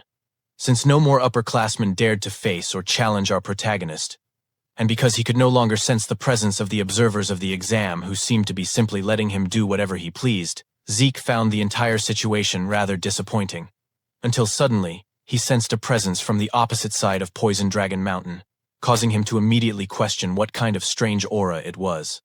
At first, he thought it belonged to a 2-star level creature, but eventually he realized that the presence came from a 3-star entity. He instantly wondered if 3-star monsters were truly supposed to exist within Poison Dragon Mountain. He also questioned whether the aura he sensed belonged to an unknown being that had lived within Poison Dragon Mountain for 1,000 years. Zeke then thought that all the examinees would surely struggle against a 3-star level creature, and even Lika herself would definitely not be able to handle it. He also said that the instructors should have made sure that no 3-star level creatures existed within Poison Dragon Mountain before the examination began. But after pausing in brief contemplation, he questioned whether Freya and the other instructors had intentionally allowed a 3-star creature to remain on Poison Dragon Mountain as part of the exam. He then admitted that he had no idea what the instructors were thinking. Still, he found it perfect, because it meant he would once again have an opponent to entertain himself with. Zeke also realized that the presence he sensed was far from where he currently was, and he wondered aloud why the creature did not simply appear near his location. But he stated that he couldn't just sit and wait, and because he wished to face a 3-star level monster, Zeke declared that he would go to it, and that the creature should wait for him. Meanwhile, Celine had launched an attack toward the golem, but even with the full force of her strike, it had no effect. She couldn't believe that she failed to inflict even a scratch on the golem's body. Raymond also charged in and struck the golem with his shield using all his strength, yet his attack was just as ineffective as Celine's. This prompted Lika to use her aura and lightning to attack. After noticing that the golem's arm had sustained a scratch, Lika concluded that with aura, she was able to cause damage to the golem's outer shell. In other words, only 2-star levels like her could inflict any harm, and her 1-star companions were incapable of doing so. Rangus immediately called out to Lady Lika to ask what they should do next. Lika instructed them to listen to her orders. She said that after she gained the golem's attention, they would need to seize the opportunity to escape. However, Rangus insisted that they could not do that, nor could they abandon Lady Lika to face the golem alone. Lika told them that they would only become burdens to her in the fight, and she ordered them to observe the golem's arm that she had previously attacked. She added that even with her aura, all she managed was a scratch, and that as 1-star levels, they truly lacked the ability to injure the golem. Raymond admitted that while they indeed could not injure the creature, they could still support Lika in battle, ensuring that every attack she launched would land successfully. When Lika asked what they meant, Rangus stated that he would do everything in his power not to become a burden. Selene agreed, saying that if they worked together to make sure Lady Lika's attacks hit their mark, then they would surely gain a chance to win. Because of the determination and trust her companions showed her, Lika couldn't help but smile, saying she understood what they wanted. She said she would rely on them to provide support so her attacks would land. As Lika gathered her aura and lightning into her sword, Raymond prepared to defend, while Rangus and Celine readied themselves for their offensive support. After Lika finished concentrating all her power into her sword, she instructed them to begin their renewed assault on the golem. Lika quickly advanced to the front to face the golem, but the creature immediately launched an attack toward her. Raymond used his shield to protect her, but because he was still only a 1-star level, he struggled to withstand the golem's 3-star power. Rangus and Celine dashed forward to attack the golem and draw its attention away. Meanwhile, Lika swiftly moved behind the golem to deliver her strike. She unleashed her lightning great sword technique, Heaven's Thunder, striking the golem from behind with her full strength. A powerful explosion erupted within the forest of Poison Dragon Mountain. After Lika managed to knock down the golem, and once the smoke had cleared, the damage she had caused to the forest was evident. Rangus immediately approached her to ask if she was all right, and Lika said she was fine, though she had used up all the source power in her entire body. She then asked how Raymond was doing.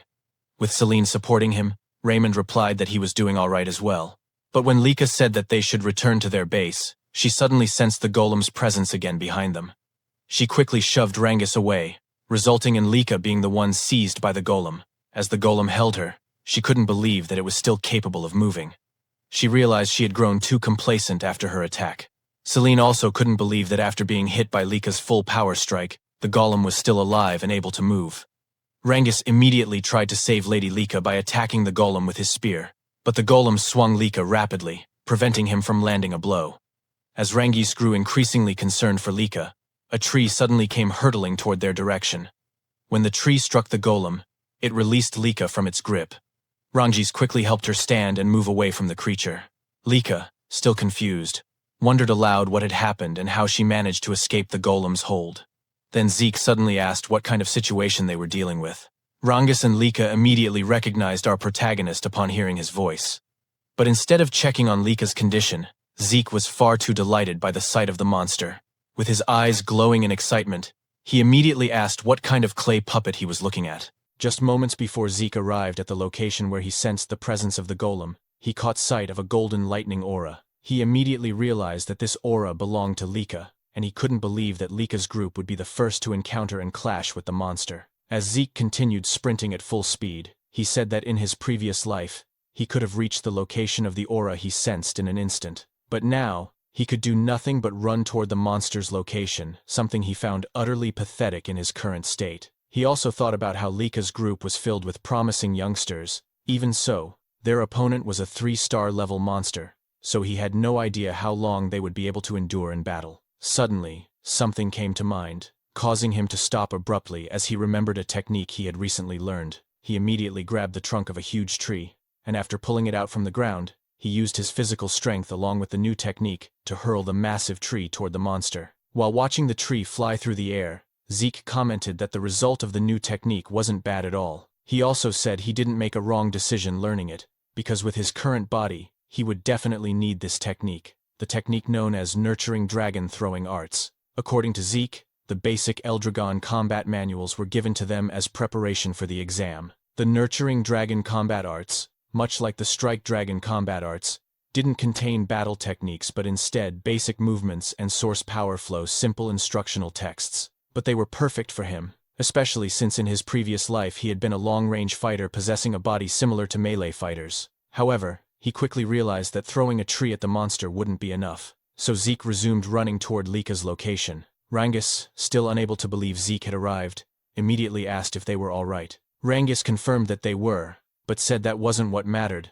They had a bigger problem, the golem they were fighting. Zeke's eyes glimmered as he repeated the word golem, saying so that's what the creature was called. He also said the creature was strange because he could sense its presence, yet he couldn't detect any life force within it. As the golem rose again, it immediately launched an attack toward Zeke, prompting Lika to shout an alarm, with Rangus warning that the golem was extremely dangerous. But even though the golem unleashed a powerful attack, Zeke casually caught its fist with one hand, remarking that the creature was indeed tough. Because of the golem's hardness, Zeke quickly realized that he needed to use aura in order to gradually break through its defenses. With a swing of his arm as he pushed away the golem's fist, he commented that fighting and defeating the golem using normal methods would be too boring. Lika, exasperated, said that Zeke was always too reckless, while Rangus couldn't believe that Zeke actually found the golem boring to fight, considering their group had nearly died and struggled greatly against it. When the golem prepared to attack Zeke again, he immediately noted that because of its large size,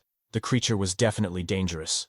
Even so, he didn't hesitate to raise his arms and block the attack head-on, resulting in a powerful impact that shook the area. While defending himself, Zeke stated that the place was too dangerous, so they needed to move away. Lika's group immediately obeyed Zeke's order and hurriedly evacuated the battlefield. Once they were far enough, Zeke gathered momentum and threw the golem with tremendous force. As the creature crashed away, he remarked that its outer shell truly was extremely durable. While gathering aura into his fist and rushing forward, Zeke said he wanted to know if the inside of the golem's body was as tough as its outer shell. After leaping into the air, he declared that it was time to find out whether its interior was just as hard. He then activated the first form of the Dragon Destruction Combat Arts Burst World, striking the monster and causing a massive explosion upon impact. In Zeke's mind, instead of dragging out the battle by slowly breaking through the golem's defenses, it was better to use Burst World to inject source power into the monster's body and destroy it from within. After confirming that his plan and attack worked,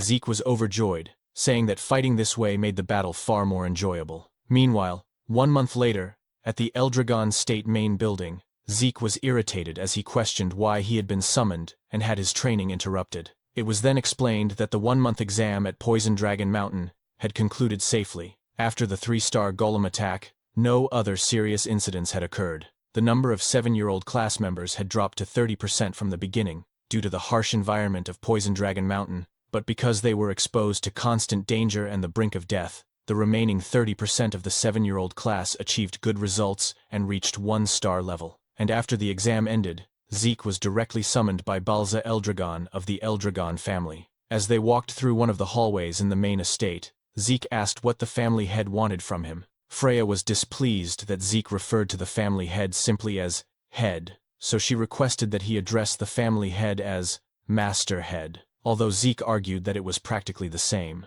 In Freya's mind, the reason for the summons was already obvious, but she still explained that Zeke was called because of his behavior and actions during the exam, and that he had brought this upon himself. When Zeke asked if it was truly because of his behavior, Freya immediately confirmed it. She said that the purpose of the upperclassmen exam was for them to attack the lowerclassmen and steal their crystal orbs. But Zeke, a lowerclassman, did the opposite by attacking the upperclassmen, something they never expected. Freya added that because of Zeke, not a single upperclassman managed to steal a crystal orb from any lowerclassman, and so the upperclassmen had to retake the exam. Zeke argued that attacking upperclassmen wasn't forbidden, but Freya replied that no one would ever expect a lowerclassman to muster the courage to attack an upperclassman. Freya could only sigh, and as she turned away, she told him that his awful attitude needed to be corrected before he faced the Master Head. Once again, Freya reminded Zeke to fix his attitude and the way he spoke in front of the Master Head, especially when speaking directly to him.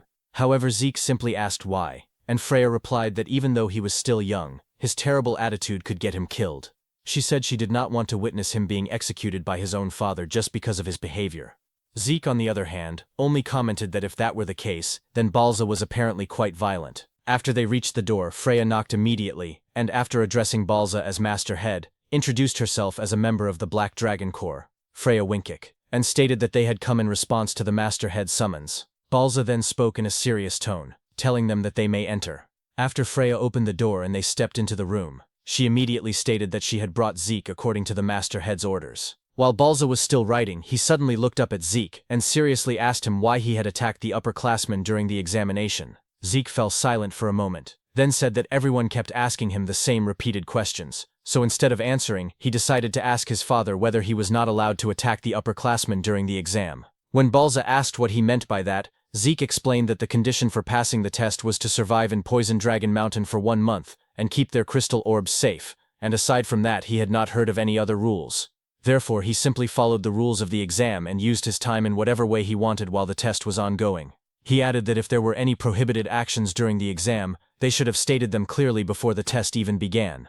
Upon hearing Zeke's words, Freya felt intense fear and anxiety, and she immediately shouted, demanding to know what he was saying and why he was speaking like that in front of the Master Head. At that moment, Balza's eyes suddenly narrowed as he released his terrifying dragon aura, and because of the pressure from it, Freya collapsed to her knees, thinking that the Master Head's aura was so strong that it could kill Zeke. Contrary to her expectations, however, the protagonist remained standing, and Balza's pressure had no effect on him. On top of that, Zeke even told Balza to stop trying to intimidate him because it was becoming extremely annoying, causing Balza's expression to darken in both shock and irritation. While Freya was still kneeling, Zeke asked if Balza had really summoned him just to ask such meaningless questions. Balza then asked how Zeke had done it, but Zeke did not understand the question and inquired what he was talking about. Balza stated that according to the reports, Zeke had not only defeated the upperclassmen, but had even brought down a 3-star golem, and he also asked how Zeke was able to remain standing and calm in front of him after he released such intense pressure. He then seriously demanded to know how someone like Zeke, a mere child born out of wedlock, had obtained such incomprehensible strength and power. Zeke simply asked if Balza really wanted to know the reason for his strength, and said it was very simple, the only reason being that he was Zeke, which caused Balza to furrow his brows in frustration, while Zeke's gaze sharpened as he stood by his arrogant answer. After a moment of silent staring between them, Balza finally said that Zeke's personality really was as terrible as the reports claimed, yet he would still reward him for defeating the golem. Balza told him that he could choose what he wanted. Either take any single item from the dragon treasury, or gain access to the second floor of the dragon hall, which made Freya silently question what was happening, and why Balza was actually rewarding him. According to Freya, both the Dragon Hall and the Dragon Treasury were repositories of rare items collected by the Eldragon family for more than 1,000 years, beginning with the patriarch Gilfas Eldragon. She explained that the Dragon Hall contained various kinds of books, including those now considered forbidden techniques, while the Dragon Treasury held relics from previous family heads of the Eldragon family, including legendary weapons, spirit medicines, artifacts, and other items from different eras. These facilities also contained the secret treasures of the Eldragon family, which was why they were heavily guarded, and only a few people were given the opportunity to enter, as one had to demonstrate extremely excellent results to even gain access to the second floor or higher levels of the Dragon Hall. Freya could not believe that despite all the disrespect Zeke had shown to his father, Master Balza still considered him an outstanding child. Zeke then said that if Balza was going to give him a reward, there was no need to be stingy and make him choose, and asked why he could not just be given access to both the Dragon Hall and the Dragon Treasury. Balza, however, stated that he could only choose one, and then told them they could leave, but Zeke suddenly pointed at him, unable to believe that their conversation was already over, saying that he still had many things he wanted to say. This angered Freya, and she immediately grabbed Zeke by the collar, and while pulling him away cheerfully said that it was a great honor for him to receive a reward directly from the master head, adding that she now understood his orders and that they would be leaving. As she turned her back and dragged Zeke along, he said that if that was the case, there was just one last thing he wanted to say to Balza, and he stated that as long as Balza continued to kill off his own emotions the way he was doing, he would never become any stronger no matter what he did. Balza was shocked as he released his aura once more, only to find that his dragon aura had been suppressed by the protagonist's divine dragon. Freya, trembling, told Zeke to be quiet, and after they left Balza's room, the father of the protagonist remained silent, questioning to himself what kind of presence he had felt from Zeke. Meanwhile, as they exited the main hall, Freya shouted, asking what had been going through Zeke's mind and why he had been so rude to the master head, and asked if he had not listened to her warnings before they entered Balza's room. Zeke merely asked what she was talking about, saying that he had done everything he could to hold himself back so that he could behave properly in front of Balza, which made Freya ask if that really counted as him restraining himself, and why he could speak politely to the instructors and even to her, yet be so disrespectful to the headmaster. Zeke simply replied that Balza was his father, so the way he spoke to him was different. Because of Zeke's abilities and personality, Freya could only say that he truly was not an ordinary child, and asked who he really was. Zeke, however, asked if she was seriously questioning who he was, and as he always said, he was Zeke, which left Freya speechless. In her mind, all of them had drunk ancient dragon blood as infants, and they had no ability to defy the Master Head, because Balza possessed the power of the Dragon King, a superior species among all ancient dragons, and even Zeke should not have been able to oppose him. That was why she wondered what kind of child Zeke truly was, someone who could stand calmly in front of the Master Head. When Freya fell silent, Zeke asked if there was a problem, but she replied that there was none, while thinking that she needed to thoroughly investigate Zeke's birth records. She then asked which reward Zeke would choose, once again explaining that he could either enter the Dragon Hall up to the second floor, or enter the Dragon Treasury to take any item he wanted, but he could only choose one. When Zeke asked if he could have both, Freya said no, so he had no choice but to select the Dragon Hall, as it contained knowledge. Zeke then thought that he lacked understanding of the current era, and for now he wanted to learn about the new medicines and tools that had been created over the past 1,000 years, but he could only choose one. At that moment Rangus arrived, unable to believe that they would actually be allowed into the Dragon Hall of the Eldragon family. When Zeke asked if he was happy, Rangus immediately confirmed it and said that the Strike Dragon combat arts and Nurturing Dragon spear arts he had learned were already amazing, and now he would have the chance to learn even better martial arts from the Dragon Hall, adding that he could not believe they would receive such great rewards after passing the exam. Soon after, Laika also arrived, excitedly wondering how much knowledge she would be able to absorb before the time limit ended, and saying that she would need to read with all her effort. When Zeke asked if there was a time limit to their stay in the Dragon Hall, Laika replied that even though they could only enter the first floor, the basic rules were the same as the higher levels. She explained that each of them would be allowed to borrow one book from the Dragon Hall, but they could read as many others as they wanted, as long as their time had not run out, so managing their time inside would be extremely important. Zeke simply responded with an "I see." Laika then mentioned that she had heard Zeke had been given a choice for his reward, and asked why he had chosen the Dragon Hall instead of the Dragon Treasury, saying that based on what she knew about him, she thought he would choose the Treasury. Zeke replied that he had thought about it at first as well, but for now knowledge was more important to him. Upon hearing that, Laika said that the second floor of the Dragon Hall contained much rarer books than the first floor, especially when it came to martial arts, and that according to what she had heard, the difference in the quality of books between the floors was enormous. Even so, she said she believed there was no technique better than her lightning greatsword technique. Zeke, however, was simply staring at the Dragon Hall, causing Laika to ask whether he was even listening to her. When they finally arrived at the Dragon Hall, the Guardian announced that their time limit inside would be 5 hours, and reminded them to use their time wisely and to remain silent while inside. Zeke was unsure if 5 hours was considered long or short for them, but Laika said that it was already a generous amount of time compared to others who were only allowed 2 to 3 hours inside the Dragon Hall. She then said that the first thing they had to do was decide which book they wanted to borrow, and after that they should use the rest of their time to read as many other books as possible. Rangus mentioned that he had heard of talented people who could read multiple books at the same time, but his current goal was simply to find a martial arts book that suited him before their time ran out.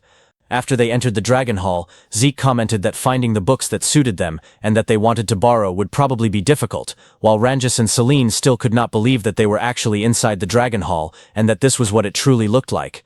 Zeke, on the other hand, said that the number of books in the Dragon Hall was even more impressive than he had expected, and he immediately smiled, excited about whether there was some new knowledge he could discover that might surprise him. At the moments after our protagonist finished choosing and reading some of the books he wanted to read, it was as if he had been struck by lightning from the shock, wondering what kind of new information he was discovering. With a mountain of books stacked in front of him and at his sides, Zeke still couldn't believe what he was reading about rifts, chaos, and magic. Because of the overwhelming amount of new knowledge he was uncovering, his mind struggled to process everything all at once. Eventually, Zeke simply lay down beside the books he had already finished, saying that the events of the past 1,000 years were terrifying, and more than anything, he still couldn't believe what had happened to their world within just 1,000 years, especially the fact that their world was now becoming connected to another world through rifts. According to the information he discovered, 900 years ago was the first time the dimensional wall was torn after a rift appeared. Beyond that rift lay a chaotic world now known as the Chaos Realm. In the Chaos Realm, monsters known as Chaos roamed freely, and there were also humans in that world who possessed powerful source power and continued to fight these chaos. After the Eldragon family learned about the existence of these people, they cooperated with them to fight against the chaos. Through the bond formed in war and their continuous battles against the chaos, 4 powerful female warriors from the other world eventually married into the Eldragon family. They were Typona, Fafnield, Levias, and Bahamut, founders of the 4 great Eldragon branch families that still exist to this day. Zeke's thoughts then drifted back to the anger boar he killed in the forest, the one covered in a strange black mist, as well as the lightning aura he recently saw from Lika. He admitted to himself that he truly knew nothing about any of those things, because both the strange black mist from the anger boar and Lika's lightning aura originated from the other world. But what truly caught his interest was magic, for to Zeke, it felt like an advanced form of technology brought by the people from the other world into their own. His eyes shone with excitement as he wondered where the books on magic might be, questioning why he couldn't find a single book that could teach him magic. Normally, such books would be placed near the history section, but then Zeke was startled when he suddenly heard a voice telling him to be quiet while inside the Dragon Hall. When he turned around, he noticed a golden aura in the darker area of the hall, and immediately wondered how it was possible for him to hear a voice, even though he sensed no presence. He also questioned whether it was truly just a voice, or if this was what they called magic, a technique capable of transmitting sound alone. As he looked up at the ceiling of the Dragon Hall, Zeke confirmed he still couldn't sense any presence aside from the source power he saw earlier. Then suddenly, the books in front of him moved. When the books floated into the air, Zeke was completely shocked and cried out in surprise, asking what was happening. But his eyes gleamed again when he realized something: the use of source power threads to manipulate objects and books. Excited, Zeke exclaimed how interesting that technique was. But when the mysterious voice once again told him to be quiet, Zeke grabbed one of the books mid-air, asking how he was supposed to stay quiet in front of something so fascinating, and demanded that the source of the voice show itself to him properly instead. However, the cloaked figure sitting on the upper floor of the Dragon Hall remained silent. After using their source power threads again, Zeke immediately froze when he realized his entire body was now bound. In the next instant, the mysterious cloaked figure threw him down to the first floor, saying that his time inside the Dragon Hall was over. After tossing him out of the hall's doors, Zeke tumbled across the ground and stabilized himself before landing properly, saying he had discovered yet another thing he didn't understand. As he stood up, he wasn't sure whether he was angry or simply excited by this new discovery, demanding that the cloaked figure show him clearly how the source power thread was used. But before he could continue, Rangus arrived, full of confusion, immediately asking Zeke what happened. Lika followed, asking what he had done inside the Dragon Hall for him to be forcibly thrown out. Zeke simply said he got a little too excited, then asked how things went for them if they found the books and techniques they wanted. Rangus confirmed this and said he borrowed a martial arts book called Cloud Water Spear Arts, adding that he thought he had learned a few simple techniques while inside. Celine said she also learned some techniques, and in addition, borrowed a martial arts book called Windflower Sword Arts. Reynald said he learned about the Eldragon-style Guardian Sword Arts inside, and the book he borrowed was also Eldragon-style, specifically about Guardian Shield Arts. Zeke greeted them awkwardly, thinking to himself that all the techniques they borrowed were ones he created in his past life as mere pastimes. When Zeke asked which book Lika chose, she happily said she picked the Heavy Wave Great Sword Arts, created by the first patriarch of the Eldragon family, Gilfus Eldragon. In the present time, It was known as the Heavy Wave Great Sword Arts revised and improved version by their 15th family head. She added that she also possessed their family's hereditary martial arts, so she could use the book for research. Zeke fell silent, thinking about how another one of his techniques had been revised by the 15th family head, just like his Dragon's Breath and Strike Dragon combat arts. He also remembered seeing many books in the Dragon Hall related to his other techniques from the past, but most of them now had improved versions placed alongside the originals. He wondered if the 15th family head was behind all those improved versions, finding the man more and more intriguing. When Zeke glanced back at the Dragon Hall, he thought that he originally assumed things would become boring after entering it, but now he could no longer wait for the next chance to go back inside. 5 years later, as Lika walked down a hallway, she suddenly stopped and wondered where Zeke and Rangus were. Just then, their classmates arrived and greeted Lady Lika, informing her that Lord Zeke and the others were currently at the training ground practicing. Again? Lika Typhona muttered before thanking her classmates. She was now 12 years old. When she arrived at the training ground, she immediately saw Rangus, Reynold, and Celine preparing to attack our protagonist Zeke, who was now also 12 years old. Meanwhile, in Balza's office, he received a report about the appearance of a special rift.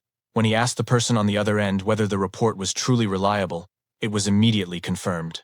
The man reporting was Ein, captain of the Black Dragon Corps, who stated that according to their investigation, there was roughly an 80% chance that water magic existed inside this newly appeared special rift. Balza responded that the location where the rift had appeared was an extremely troublesome spot, and he questioned why, out of all the places within their territory, the special rift had manifested there. Still, they could not afford to ignore it, as there was a high probability that magic water existed inside the rift. According to Balza, anyone who drinks magic water becomes a mage, because those who consume it gain a special constitution that allows them to convert source power into a different force known as mana. He further explained that the emergence of mana-based magic introduced entirely new techniques to the world, and at the same time sparked fierce territorial struggles over the sources of magic water, known as magic springs. In this age of magic, the number of mages directly determines a house's military strength. However, within Eldragon territory, not a single magic spring existed. For a house like the Eldragon family, which possessed no magic springs, there was only one way to obtain magic water: conquering special rifts. At present, the number of Eldragon mages was extremely small, and including Balza himself, all of them were hardened veterans who had obtained magic water through special rift conquests. Even so, in terms of sheer numbers, they were being overwhelmed by other houses that owned magic springs. For this reason, conquering special rifts was Eldragon's top priority mission. However, as Ein had reported, the location where the special rift appeared, the abundant dragon forest, was far too troublesome. There had even been a small border skirmish in the surrounding region just the other day. The abundant dragon forest was a vast woodland that lay mostly within Eldragon territory, but part of it stretched into the lands of another house. Those who claimed broader ownership of the forest and referred to it as the Great Abundant Forest were the Kerberos family. Ein added that the rift itself was certainly within Eldragon lands, but considering its scale and position, the special domain formed around it might extend into Kerberos territory. Knowing those mongrels, there was a high chance they would swarm toward it. Balza remarked that their noses were the only thing they were good for, and in any case, they would detect the special rift sooner or later. Thus, the Eldragon family had to prepare with a struggle against them in mind. Since it was a special rift, both sides would have limited options, but they needed to act before the Kerberos family caught on. With that decided, Balza immediately instructed Ein to inform all dragons' nests at once and announced that a selection exam would be held as soon as possible. Meanwhile, at the training grounds, Lika commented that Rangus and the others really went all out every time they trained with Zeke. In the middle of it all, Zeke remained calm as he waited for their attacks. As the three of them attacked Zeke simultaneously from different directions, Zeke's expression darkened as he strengthened his body and accepted all of their blows at once. With the sharp tip of Rangus's spear pressed and embedded into the hero's cheek, Zeke remarked that their coordination was good, but that Rangus was putting too much force into his spear, which ruined the true strength of spear arts. At the time, Rangus was 11 years old. As for Celine, who was 12, Zeke advised her that she focused too much on speed and the number of strikes, leaving no weight behind her attacks, and that she needed to find a proper balance. Raymond, who was also 12, was told by Zeke that his movements and use of the shield were good and correct, Even so, Zeke stated that all of them were still far too passive, and he told them to get more accustomed to attacking. Once again, he instructed them to come at him. As Rangus charged forward again, Lika remarked that watching their training was still completely insane. When Zeke asked what exactly she found so crazy about it, Lika replied that letting himself get hit bare-bodied without using source power was total madness. Zeke simply asked what she was talking about, and said that this was proper training for him. Shouting toward Lika, while flexing his muscles beneath his shirt, he told her that she should witness the fruits of his training. Zeke added that because of this training, his body had become sturdy, even without source power. Lika complained that Zeke should at least have them stop attacking while they were talking, but at that very moment, Rangus delivered a powerful spear strike from behind Zeke.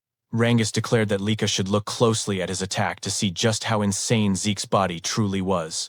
This caused Lika to shut her eyes and clutch her head, muttering that all of them were truly abnormal. Not only did Zeke refuse to use any bodily defense, but Rangus and the others continued attacking him with full force. Raymond suddenly asked how Zeke could possess such incredible defense without using source power, while Celine said that it was far too mysterious to be explained by the human body. Lika told them not to lump Zeke in with humans, because Zeke was not one of them. She then asked if they knew what the seniors used to call Zeke, and revealed that he was known as the Eastern Hall's demon child. This prompted Zeke to ask whether that title was meant as an insult, before questioning what Lika's purpose was in coming to see them and whether she wanted to join their training. Lika replied that training was fine, but there was something she wanted to tell Zeke first. When Zeke asked what it was, Lika said it looked like they would soon be seeing children from the other dragons' nests, and much sooner than expected. Rangus was visibly shocked by this, while Raymond commented that he had figured it would happen someday, though he hadn't expected it to be so early, and that it was finally time to meet them. When Selene asked if this was for the next test, Lika replied that even she didn't know the details. Zeke then asked where Lika picked up such rumors, to which she answered that she simply observed the instructors, their conversations, and their movements. Zeke said that he had never paid attention to such things, meaning gossip and rumors from instructors the way Lika always did. Lika responded that regardless, they needed to be careful, because the West Hall had that guy. By that guy, she meant one of the next head candidates besides herself and Zeke. Zeke merely said that now it sounded fun. A few days later, the students of the East Dragon's Nest were gathered in the arena, including several students who were being introduced for the first time. Zeke noted that everyone had been assembled in the arena without any distinction by grade, and Lika agreed, adding that, just as she had said before, they would meet students from other dragons' nests.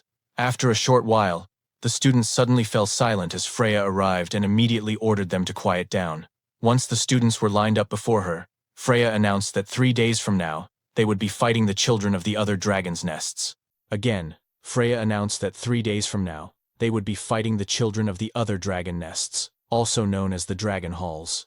This immediately caused murmurs to spread among the students, as many of them could not believe that they would be facing students from other dragon halls this time. According to them, battles between students of different dragon halls usually only happened during graduation exams, so they could not help but wonder why such a fight was suddenly being held now. Freya explained that there were various reasons behind it, but she could not discuss the details yet. She then added one more thing she wanted to mention. Those who won these matches would be given a special mission. Upon hearing this, Zeke's eyes immediately lit up with excitement. He began to wonder if the special mission Freya mentioned would be worth fighting for, and in his mind, the situation was becoming more and more interesting. Freya then told the students that the matches would be elimination style, with 7 participants selected from each of the East, West, South, and North halls. She also said that the students themselves would decide who would compete, and that the selection had to be finished today. One of the upperclassmen asked Freya if those 7 fighters would be chosen only from among the upperclassmen. In response, Freya simply asked him what he thought was the reason she had gathered every student of their hall there, then stated that participants would be selected from all grades. This caused several upperclassmen to look slightly shocked, and they immediately began questioning what the lowerclassmen could possibly do against students from the other dragon halls. According to them, there was not a single lowerclassman capable of fighting on equal footing with the upperclassmen, as all lowerclassmen were weak beings. However, before leaving, Freya bluntly stated that she did not care either way, and that they should decide everything among themselves today. As soon as Freya left, one of the upperclassmen named Rick suddenly shouted, telling all the lowerclassmen to listen to him. He declared that the 7 fighters would be chosen from among the upperclassmen, and asked if any lowerclassmen had a problem with what he said. Lika immediately shouted back, saying that she did have a problem with Rick's decision. She stated that it was obvious they should also select from the lower classmen, because they had just as much right to participate in the battle. Rick looked at Lika with a mocking smile, and said that she seemed to be under some misunderstanding. What they were discussing, according to him, was everyone's ability. He added that no matter how noble Lika's bloodline was, in a contest of skill, it meant nothing. In response, Lika slowly walked toward Rick as her aura burst forth. As she revealed her 3 stars, she asked him if ability was truly what they were talking about when choosing who would fight the other dragon halls of the dragon nest. The upperclassmen were shocked, unable to believe that Lika was already at the 3-star level. Some of them had heard rumors that she was only at 2 stars, so they began questioning how this had happened. Lika merely said that she agreed with Rick's statement that strength and ability should be the basis for choosing who would fight the other dragon halls. She then loudly asked Rick if there were 7 upperclassmen stronger than her, and if not, then they should also select from the lower classmen. Enraged and irritated, Rick was unable to answer immediately, and eventually said that the only reason Lady Lika was stronger than the other upperclassmen was because her bloodline was special. Nevertheless, Rick insisted that aside from Lika, there was not a single lower classman capable of standing against the upperclassmen, calling them nothing but trash. At that moment, Zeke suddenly told him that he was too noisy. Rick, now furious at the protagonist, asked if Zeke could repeat what he had just said. As requested, Zeke mockingly repeated that Rick was too loud and annoying, causing Rick's anger to flare even further. Zeke then calmly asked Rick if he truly believed that all lower-classmen were weak beings and nothing but trash in the eyes of the upperclassmen. Rick fell silent in shock as Zeke's expression changed and his aura surged forward. Zeke asked if the upperclassmen would agree to everyone fighting each other until only 7 students remained. This made Lika immediately grab her head, saying that Zeke's suggestion was a huge problem. She also commented that his idea was far too violent. Lika then explained what she was trying to say instead. How about holding preliminaries for those who wanted to participate, allowing anyone who wished to compete in 3 days to join, regardless of grade?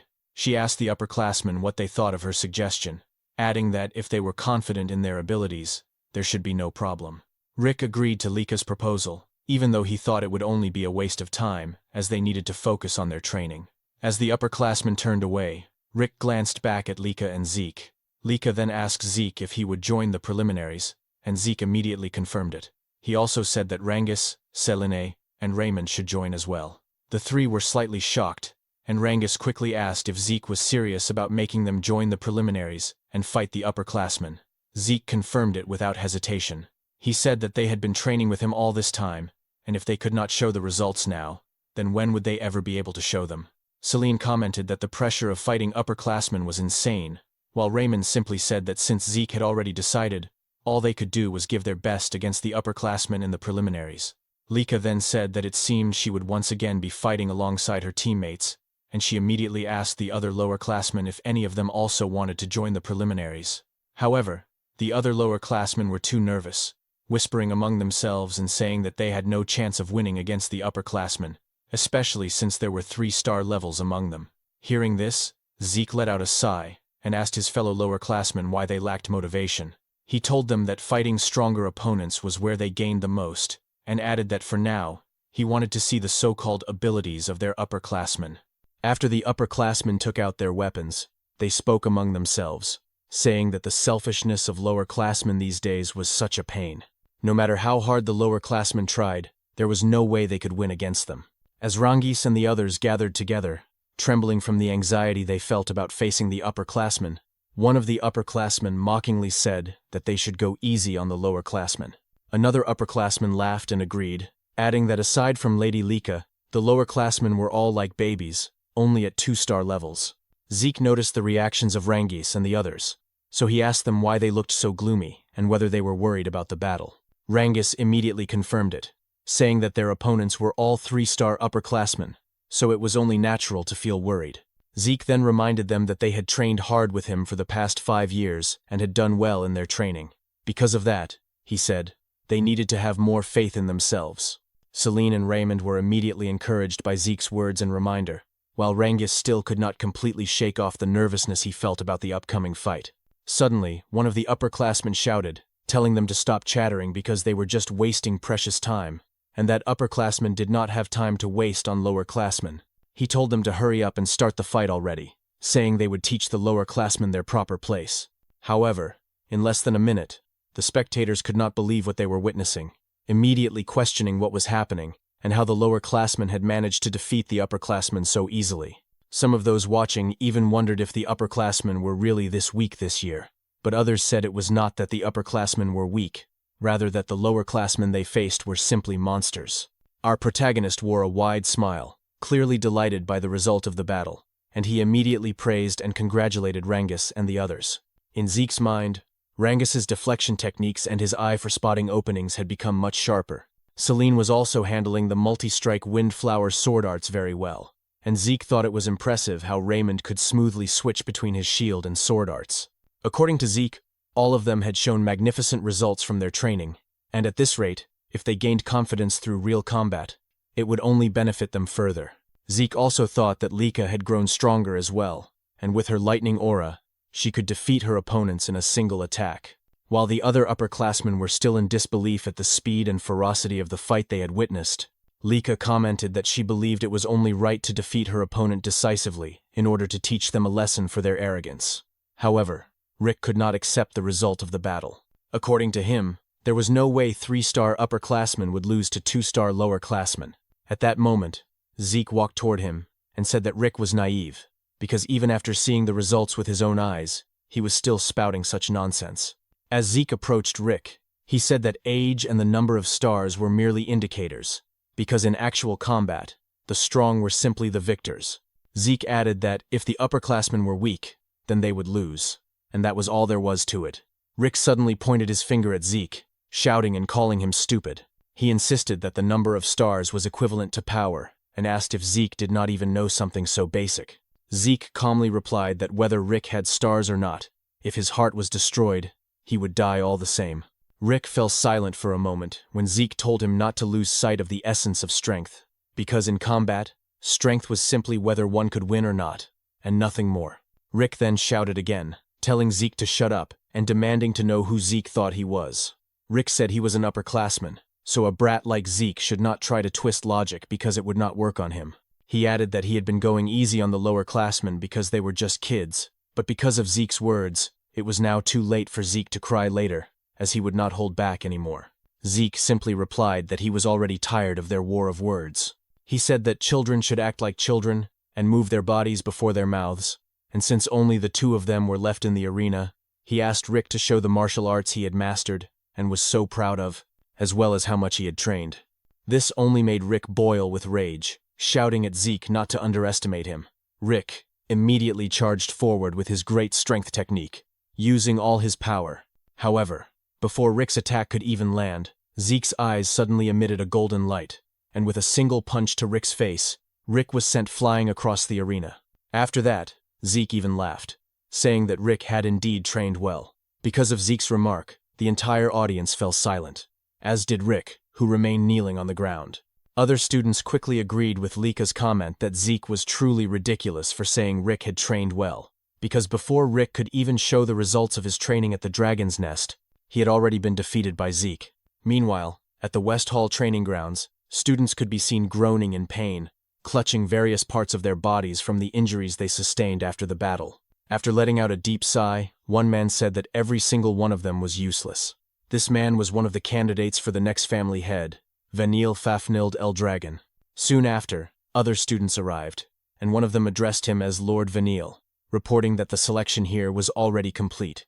This man, Alan, Vanille's right-hand man, was a 3-star level, and behind him were the other 3-star students who had passed the selection, including Retin, who was only 12 years old. Vanille immediately noticed Retin and called him over, asking if he was truly already a 3-star level, despite being a lower classman. When Retin confirmed it, Vanille praised him, saying that he liked competent people like Retin. Vanille added that if Retin proved useful, he would make him one of his subordinates. Retin immediately bowed and thanked Vanille, thinking to himself that Lord Vanille had acknowledged his strength, and that with Lord Vanille here, there was no way the West Hall would lose to the other halls. Retin also believed that if they achieved great results in the special mission, Lord Vanille would become the next head of the Eldragon family, and when that happened, he would become a direct subordinate of the family head. Alan then stepped closer to Vanille and said there was something he needed to inform him about. When Vanille asked what it was, Alan whispered that apparently, Lady Lika would be participating in the East Hall's selection team. This made Vanille scratch his head in irritation, and with annoyance clearly visible on his face, he said that Lika was an endlessly annoying pest to him. He then stood up and said that it did not matter, because no matter how excellent Lika was, they would be the ones to win.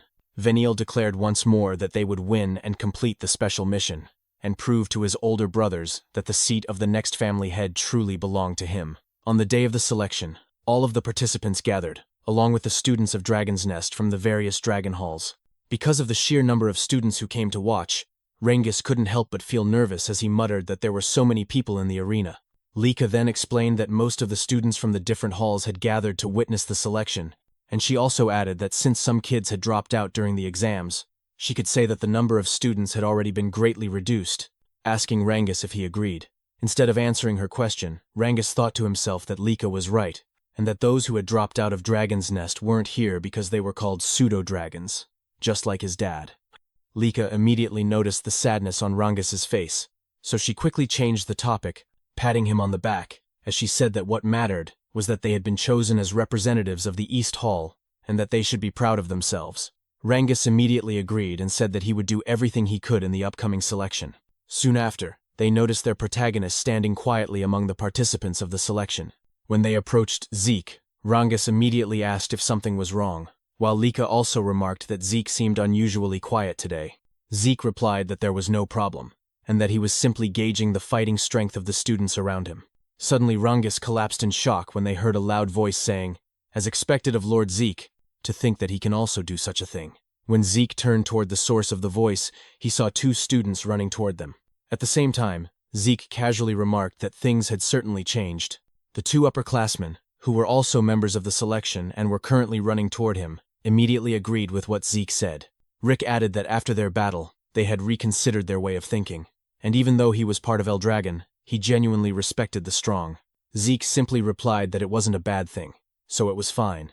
Meanwhile, Rengus burst into tears as he clung to Zeke's legs, saying that he was truly shocked by Rick's sudden shout. As they helped Rengus stand up, Zeke thought to himself that every participant in the selection from the different dragon halls was at the 3-star level except for those from the East Hall. As he expected, there were no 4-star students among the participants, but there were several who already had one foot in that realm.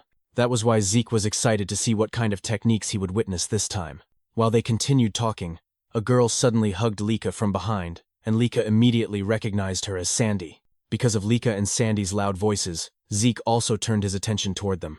While still hugging Lika, Sandy said that it had been a long time since they last saw each other and asked how Lika had been. She also asked if anyone was bullying Lika, but Lika simply replied that she was fine. When Celine asked who the person hugging Lika was, Lika immediately introduced her as Sandy, her cousin Sandy Typhona, the daughter of the Typhona family head. This shocked Rengus and the others, as Sandy was also a member of one of the 4 great families. With a serious tone, Sandy asked Lika who these kids were, and Lika answered that they were her companions and also her friends. Sandy then asked if Lika was sure they were her friends, saying that while it was good to get along with other kids, they lacked the ability to be Lika's companions, since Lika was one of the candidates to become the next family head of the Eldragon family. Zeke immediately intervened, saying that it would only become clear when they fought. When Sandy asked who he was, Lika quickly said that he was Zeke, and also one of the candidates like her. Sandy then asked if he really was a candidate, and whether he was the rumored illegitimate child of the current family head. She bluntly stated that she never thought a mere bastard like Zeke would still be alive. Despite Sandy's harsh words, Zeke remained smiling, while Lika was clearly shocked, and immediately asked Sandy why she was acting like that in front of her friends and Zeke. Sandy was surprised by Lika's reaction and said that even if Zeke was an illegitimate child, he was still Lika's rival. She added that Lika wouldn't be able to defeat the other family head candidates with such an attitude. Sandy also remarked that Zeke's group was of poor quality, as none of them were even 3-star level, and asked if the East Hall students were really that weak now. Zeke suddenly cut in, pouting slightly as he warned Sandy that if she kept looking down on them the way she was now, she would end up having the rug pulled out from under her. Sandy's expression immediately darkened, her eyes narrowing as she asked Zeke to repeat what he had just said, questioning whether a mere illegitimate child with no backing other than the family head's blood was actually daring to lecture her. Zeke calmly replied that what he said wasn't advice, but a warning.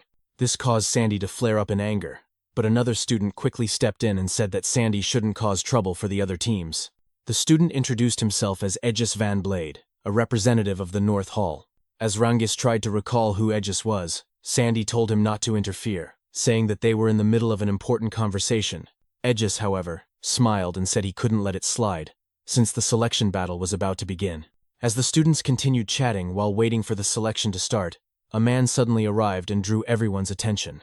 Rangis, Lika, and Sandy all fell silent, while Zeke smiled brightly, excited for the battle to come. The man who announced that the selection battle would now begin was none other than the captain of the Gold Dragon Corps, Teach Mentric, also known as the Educator.